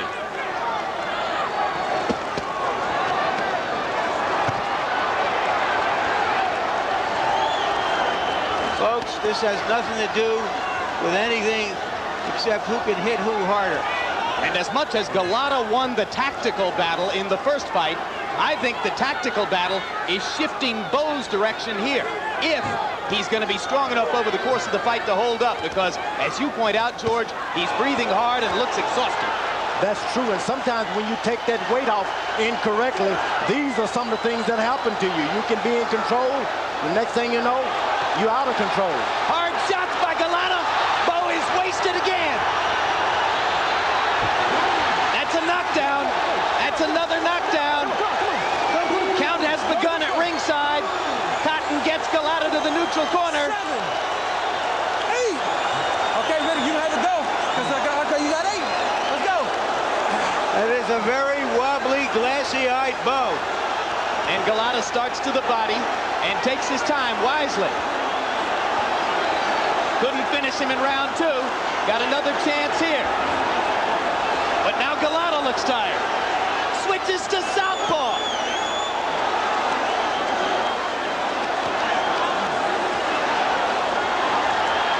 That left hook might have done it. Golota throws a body punch, flirting with disaster. The referee should make Riddick Bowe get off those ropes. Bowe takes a hard left-hand shot. Golota misses again with the left that would have done it. Right hand lands for Golota. No room for Bowe to fall down. Ropes are holding him up. Golota rubbed Bowe in the face with his gloves. He's flirting with being disqualified. and he doesn't have to do it like that. And again, Bowe survives. And I gave another 3-point round, this time to Golota.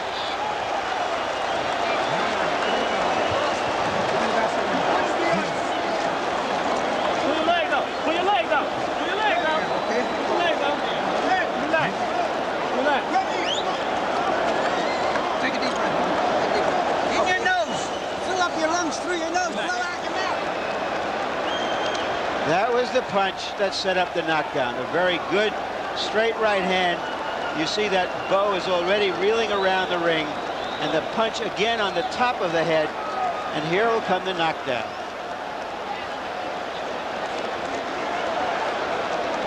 And this is the end of the round. 5 seconds out.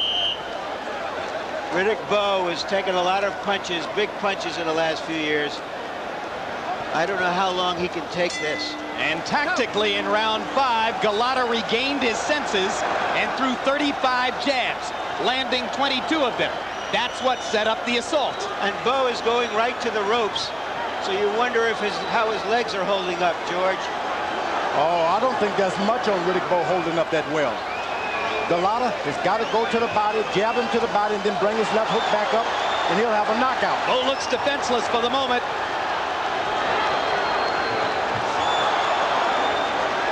This is indeed a courageous performance by Bowe, who seems not to have any of his faculties as he stands in front of the menacing Golota. And now Eddie Cotton's going to warn Golota for rabbit punching. And incidentally, guys, Golota has not only that cut over his eye now, but he's got a cut on the left side of his lip that goes all the way through, from inside the mouth to outside. So Joe Souza is under enormous pressure between rounds to keep Golota in the fight. Golota's jab is moving Bowe. That jab is moving a 235-pound man, George. You know, Riddick Bowe is not moving his head at all. He bends down right into Golota's power. Well, Golota's got a chance to pile up here if he can avoid throwing low blows. And Bowe is just looping wild shots, but he's coming back again. Intelligently, Bowe leans all over Golota and gives him no room. Bowe seems, every time he throws a right hand, he just seems to fall out himself. Golota threw another body punch, flirting with disaster again.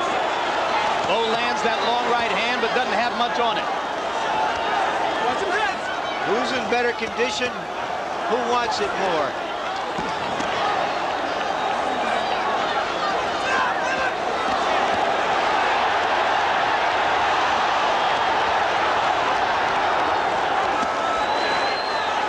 At this point, Riddick Bowe punches they've got no sting on him at all. Golota, all he has to do is just stand up there to him and land 3 punches, and Riddick Bowe is on the floor. But Golota dropped his right hand, and Bowe almost nailed him with a wild left hook that would have changed the fight one more time. Just to be standing up in there, Riddick Bowe is showing a powerful force of will. One good right hand by Riddick Bowe. Golota seems to sense there's no power on Riddick Bowe's right hand anymore. Bowe's mother, Dorothy, so disturbed by what she saw in their first meeting, isn't watching the fight tonight. That's a good thing. Southpaw again. And he switched back. They've done a very good job on Golota's eyes as well. They're not bleeding or bothering him. And he landed a right cross in the closing seconds of the round, and I don't know what's keeping Bowe on his feet. And even if he survives this and should win, this may end his career, the punishment he's taking tonight. End his career as a top big-time heavyweight. I want straight punches to this guy's head. I want you straight to the head. You hear? You got this guy ready to fall down. Make him fall. Turn him, turn him, turn him. Don't stand in front of him. Andrew, stay in the center of the ring. Step around this man. Do not go back. Come on. Get control of yourself right now. Get control of your mind right now. You keep those hands up in front of you. You keep that jab hand going. You understand? I want to see doubles. I want to see double jabs. Right hand. On the inside, make him work a little short uppercut. The guy is dead tired. You know what? But he see you tired. Okay? Okay? You okay? All right. All right. Now this time, you got him. Come on, your baby's over there howling. Come on, your baby's over there howling. Get out there and fight.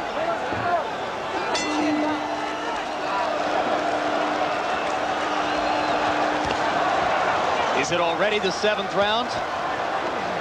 Amazing.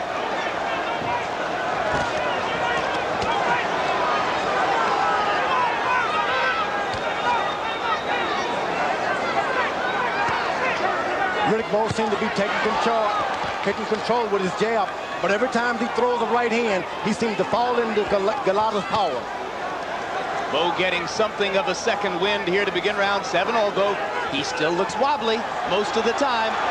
Golota just missing short with the right hand.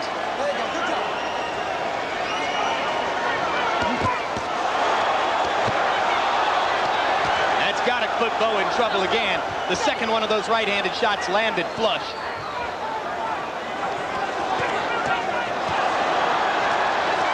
How much of this can Bowe take? Golota is very smart. He's not throwing a lot of power with those punches. He's just throwing them for the sake of connecting. And that's doing more trouble to Riddick Bowe than anything. Yeah, it's keeping Riddick back on his heels. It's stopping him from mounting any offense of his own. And it's keeping Golota from having any blood problems with the cuts over his eye and under his mouth. Bowe landed a counter shot there. Right hand and then a left too as Golota backed away. But basically this is target practice for Golota, who snaps Bowe's head back again with the right hand.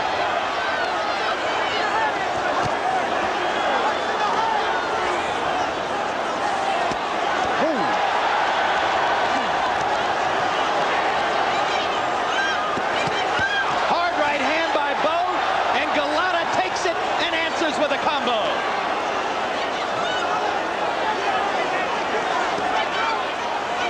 Riddick Bowe is probably wondering, why am I so weak? I see it all, but I can't do anything about it. You lose weight improperly, it'll happen every time. George, he trained for 3 months, but maybe he brought himself down a little bit too fine, overtrained. Whatever the case, those punches aren't doing him any good.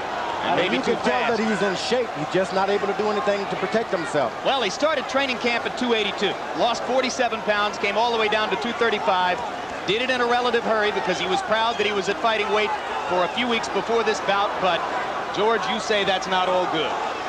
No, you just got to make sure you got the right trainer. Eddie Futch being in that training camp could have made a lot of difference because you got to know when to tell a fella lay off, lay off.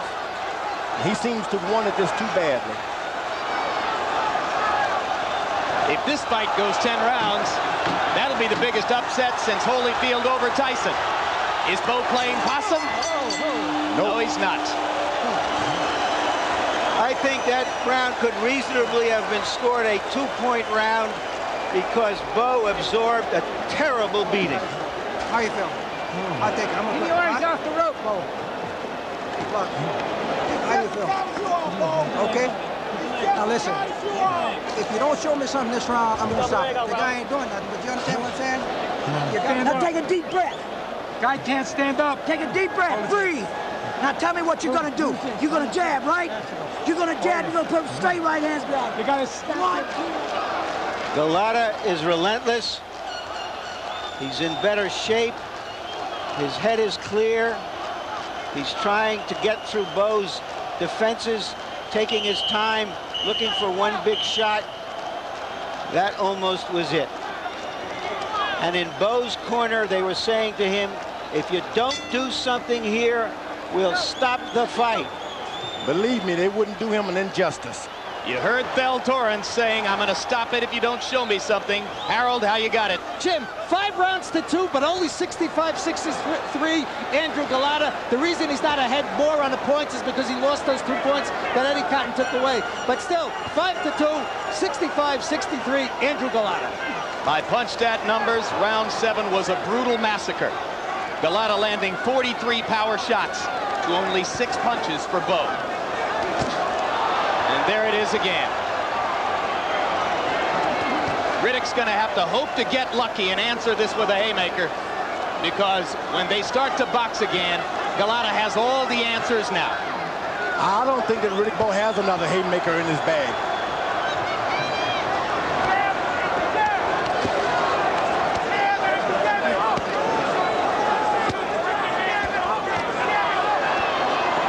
that you see heavyweights take that many shots without going down. So these are the kind of fights that damages a young man's career. Bowe's 29. Hard right hand. Golota ate 2 right hands there. But comes back with a brutal shot of his own. Where did that come from? Where did Riddick Bowe find that? Some reservoir of courage and will. This may well be the end of his career near the top of the heavyweight division, but he has shown you a lot of heart. Riddick Bowe went downstairs this time, maybe accidentally, maybe not.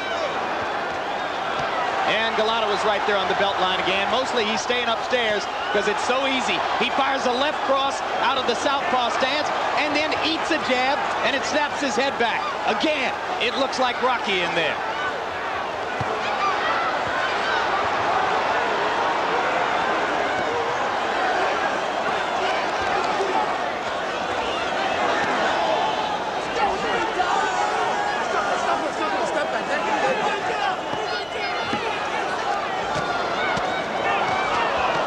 Golota does so much better when he throws little short punches without too much power on them. He never can miss. But when he throws the big shots, he seems to miss and give Bowe more courage. He's doing some damage out of that southpaw stance, George. He's landed the left cross twice out of the southpaw stance. Now as he sets to punch, Riddick Bowe gets in a couple. Let's go. Stop punching. The referee is looking really good at Riddick Bowe now. Remember, Riddick Bowe had 3 hard fights against Evander Holyfield. He's had other fights that he won in which he absorbed a lot of punishment. Sometimes a fighter is old when he's 29. Well, if you're in Bowe's camp and you're looking for some sign of encouragement, here it is. Bowe's gone more than 8 rounds 4 times in his career. Golota only once. And Golota has in the past shown a tendency to tire down the stretch. Inhale through your nose and blow it out your mouth. Come on, fill up your lungs. Keep your arms down off the rope. Keep your arms down off the ropes. Okay. Well, this guy's dead tired, but you gotta show me something, okay? Take a deep breath. Give me a deep breath. Calm down, baby. Relax. Give me a deep breath. See more double jabs. Good, strong. You gotta step into him. You can't lay it in. Step in with the jab. Right hand behind it. This is the 9th round coming up. We got 2 rounds. Andrew, you got to pick it up now. Andrew, you got to snap your jab. Let me see that strength you got now. You're in a... And just with the left hand, okay? Let's go. Hands up. Let me see the jab right. There's Rock Newman, Bowe's manager, seated in the 2nd row, pretty close to ringside, trying to get some signals to Riddick through some of the delays earlier in the fight. Now just watching and hoping. Wipe that corner up. Get him to wipe that corner up. Round 9 of a scheduled 10. Less than 6 minutes to go. It's been an unbelievable war. Riddick Bowe's body seems to have been the only thing that's whipping him. This body just doesn't know how to control this 235 pounds. Bowe still got some quickness. Yeah, but he's knocking himself out with those big right hands when he misses. What a job Joe Souza has done with Golota's 2 cuts. If Andrew wins the fight, Souza's one of the heroes. Now Golota goes to war in the corner just above us, trying to put Bowe in George Foreman's lap. He almost did. Golota's doing right to measure Riddick Bowe. Vicious right hand, landed flush. Do it with one shot. Do it with an accumulation of little shots. Problem is he can't go to the body, George. He doesn't dare. Golota slips as he tries to throw there and just pops Bowe with a couple of little shots inside and lands another solid right.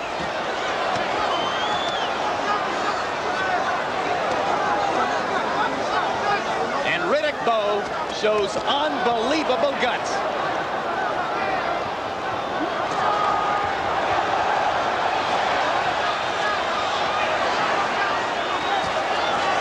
Good body punch. Now that was not low and it hurt Riddick Bowe.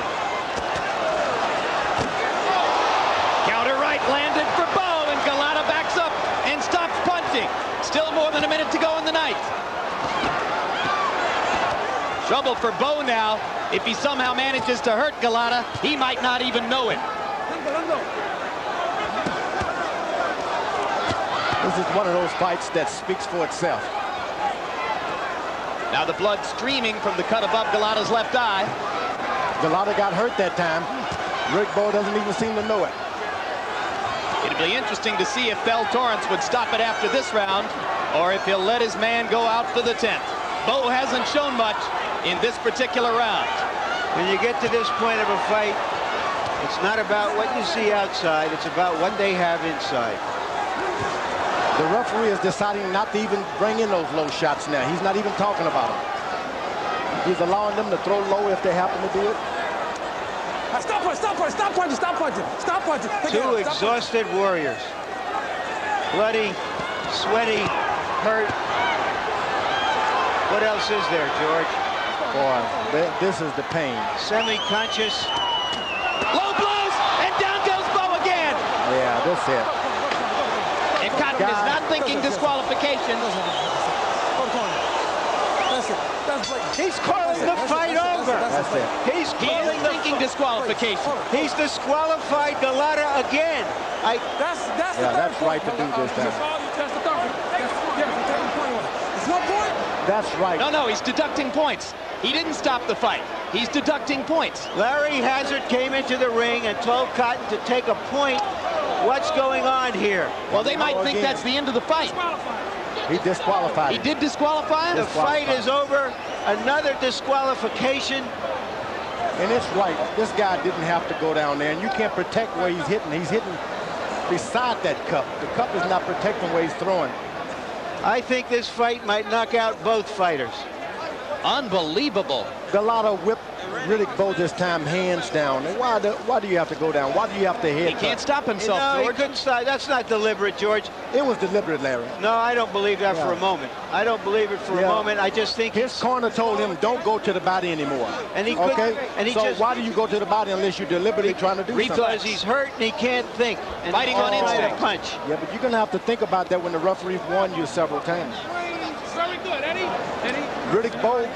Riddick Bowe got whipped. Golota didn't get the same patience out of Wayne Kelly, or out of Eddie Cotton that he got out of Wayne Kelly in New York. Look at that, over and over. And Larry, you can't say these are accidents. You just got to forget that. Enforce the rules. You don't have one, two. You warned them. One shot is an accident. Two. And the referee tried his best not to call a few of them early on. He butted him with his head. And he says, hey, the guy was.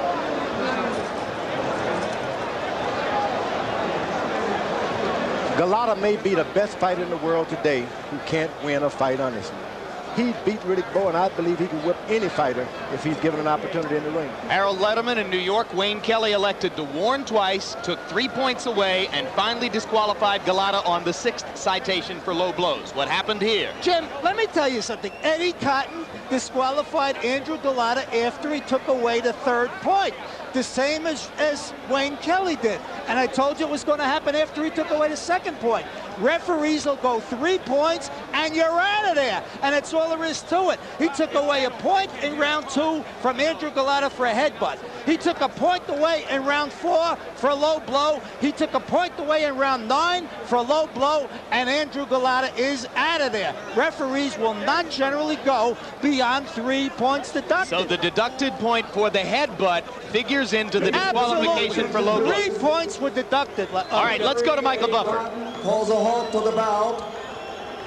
It ends at 2:58 of round number 9. The winner by disqualification, Riddick Big Daddy Bowe.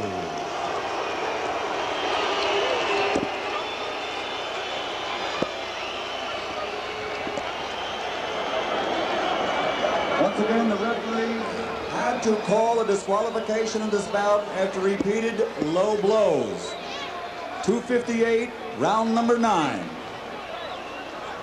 Can you believe everything is nice? No one is getting excited. Rock Newman even behaved himself. Thank you very much, ladies and gentlemen. At this time, we do need to clear the aisle. Security, please. And as doctors continue to look at Riddick Bowe in the ring, after the fearsome beating he took for 9 rounds, let's take a look back at this incredible war. In round 1, Golota put Riddick Bowe down. In round 4, Bowe answered and put Golota on the canvas.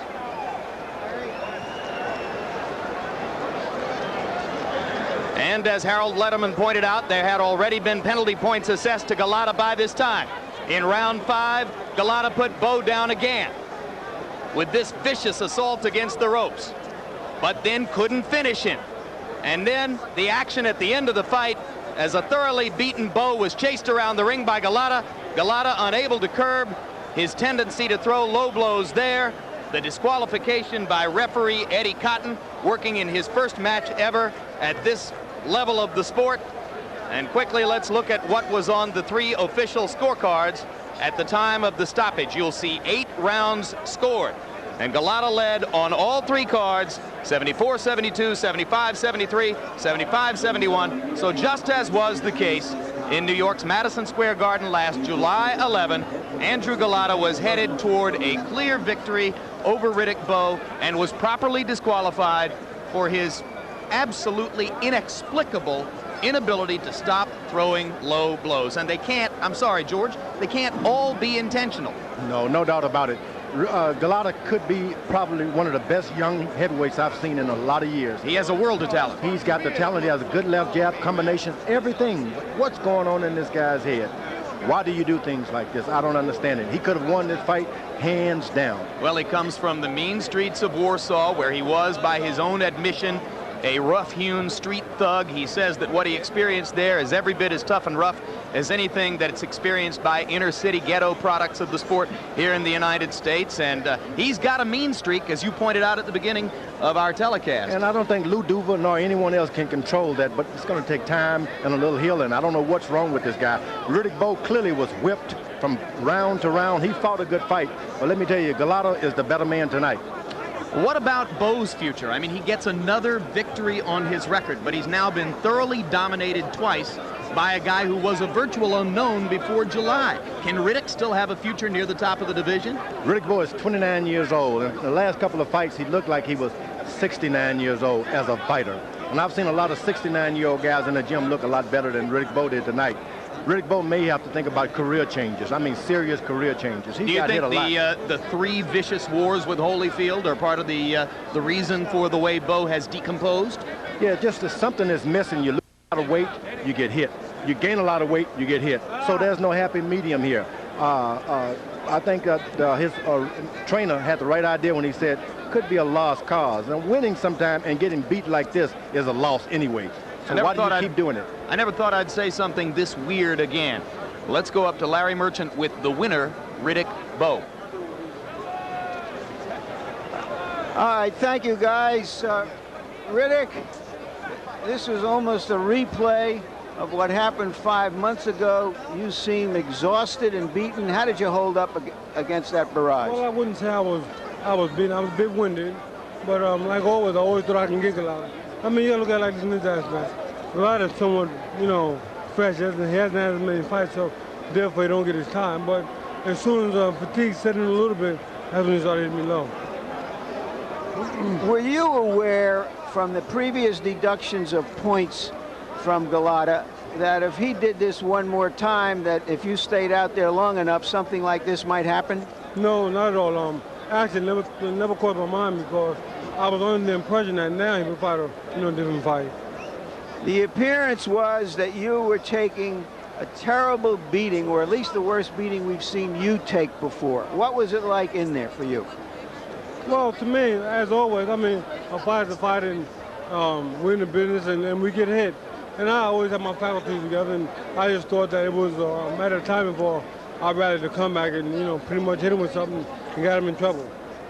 Do you think he was in trouble at the end and exhausted, and that's why he just didn't know what he was doing and is out of control? Well, I wouldn't say he don't know what he was doing, but I figured he was a little tired. After the first fight, your mother said, if that's all you can do, you ought to stop fighting again. Well, actually, I think I did a little better this time. You think you did better this time? Right. And you want to keep on fighting? I mean, if I can get a title shot, then sure, but if not, then, I mean, I'm going to try to get into what happens. And if it don't work out, according to plan, then I guess I'll give it up. You see, because I ain't no dummy, and I ain't going to allow these guys to keep hitting me. So you feel that this was such a tough fight that you have to start thinking about this, about going out of boxing soon. Yes, this is true, definitely. Thank you very much, Riddick. But I ain't finished yet, man. I ain't finished talking. What else you want to talk about? No, I think Golota gave a good count of talk until you know, and I'll be back, and I'm not finished yet. Don't count me out. Let's see what happens the next time. All right, thank you very much, Riddick. Jim, back to you. And let's take a look at final punch stat numbers, which will again reflect Golota's thorough dominance. In the first of their two fights, he landed 100 punches more than Bowe by punch stat computations. Tonight he lands 192 more punches than Bowe, throwing 162 more punches. He throws more jabs. He lands at a much higher rate and lands 50 more jabs than Bowe. It was a complete and utter wipeout in favor of Golota until the second of his two disqualifications against Riddick Bowe. And now Larry Merchant is with the referee, Eddie Cotton, in the ring. All right, Jim, and I'm also here with Larry Hazard, the head of the New Jersey Commission. Eddie, did you disqualify Golota because that was the third time you took a point from him? No, I disqualified him because that was the most blatant of the fouls that he committed. We went over all of the rules in the dressing room with both fighters. Each camp knew exactly what I was expecting, a good, clean fight. I took a point away from Andrew for a low blow earlier, and also took a point away for a headbutt. There were a couple other punches that were borderline, relatively close, that I probably could have taken another point. I wanted to give him an opportunity, but that was blatant, and I disqualified him. Did you ever get close to stopping the fight because of the battering Bowe was taking? No, no. All right, Larry Hazard, quickly, from your point of view at ringside, do you think that everything was done according to the rules and properly? Not only were they done according to the rules and properly, I applaud the referee for the job that he did. Fortunately, I was a former referee, and I had the greatest confidence in this referee. We went into the dressing room, we went over the rules and regulations. He told them exactly what he expected, exactly what he would do, and he did that.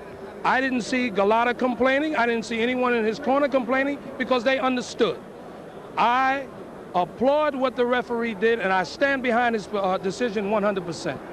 And I don't think you'll get any argument from anyone, including Andrew Golota. Jim?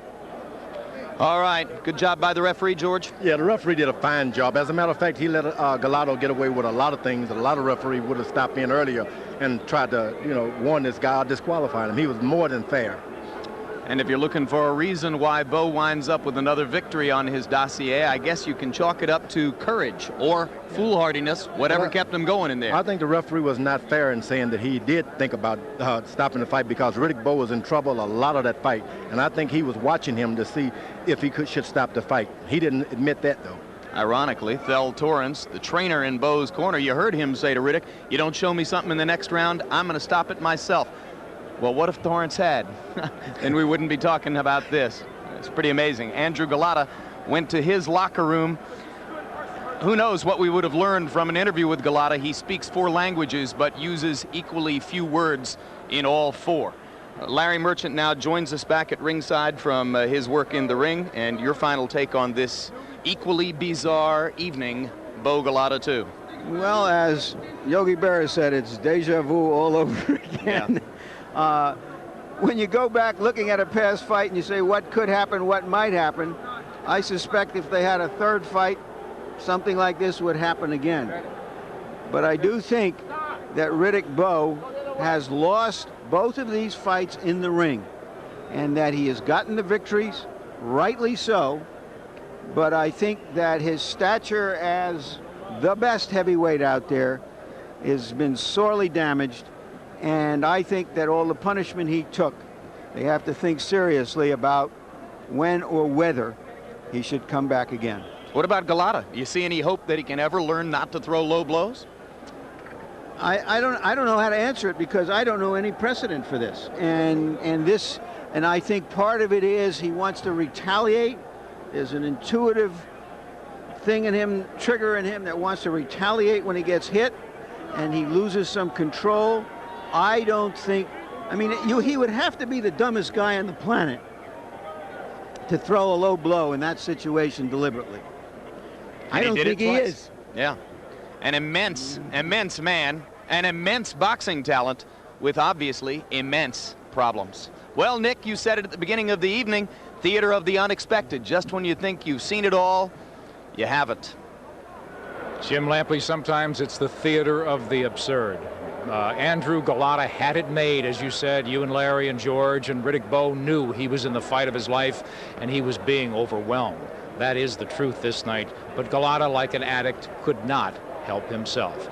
So Riddick Bowe survives, wins this fight. Was it the best of Bowe? Was it the last of Bowe? The winner by disqualification again. This was a rerun.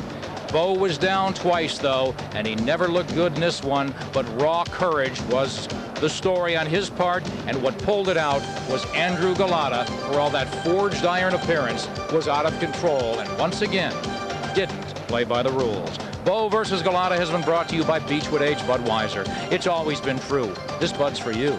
And by AT&T, your true choice. TVKO returns January 18th with Oscar De La Hoya defending his super lightweight title against former lightweight champion and top contender Miguel Angel Gonzalez. Also featured on this multi-championship card, junior welterweight Constantine Chazou, light flyweight Michael Carbajal, and junior bantamweight Johnny Tapia. Call your cable operator for more details regarding this big pay-per-view night of boxing. Looking for a last-minute gift for a boxing fan? Give them a piece of boxing history with official Golota II merchandise. You can order the same t-shirts, sweatshirts, and hats sold at the fight by calling 1-800-843-1043. 100% cotton t-shirts, double extra large sweatshirts, and adjustable cotton hats. Call now, 1-800-843-1043. To order the official program of this historic bout, call 609-627-1356. Available on a limited basis, so call now. The executive producer of TVKO is Ross Greenberg. Tonight's broadcast of Bowe versus Golota was produced by Rick Bernstein and directed by Mark Payton. The associate producers were Adam Berger and Paul Hutchinson. Associate directors Kirby Bradley and Dave Leipson. Assistant to the producer Jonathan Crystal. The production manager Mark Hayden and John McKaylee. And the technical supervisor Bob Hunter. And for Jim Lampley, Larry Merchant, George Foreman, Harold Letterman, and Frank DeFord, this is Nick Charles. Thanks for watching, and good night.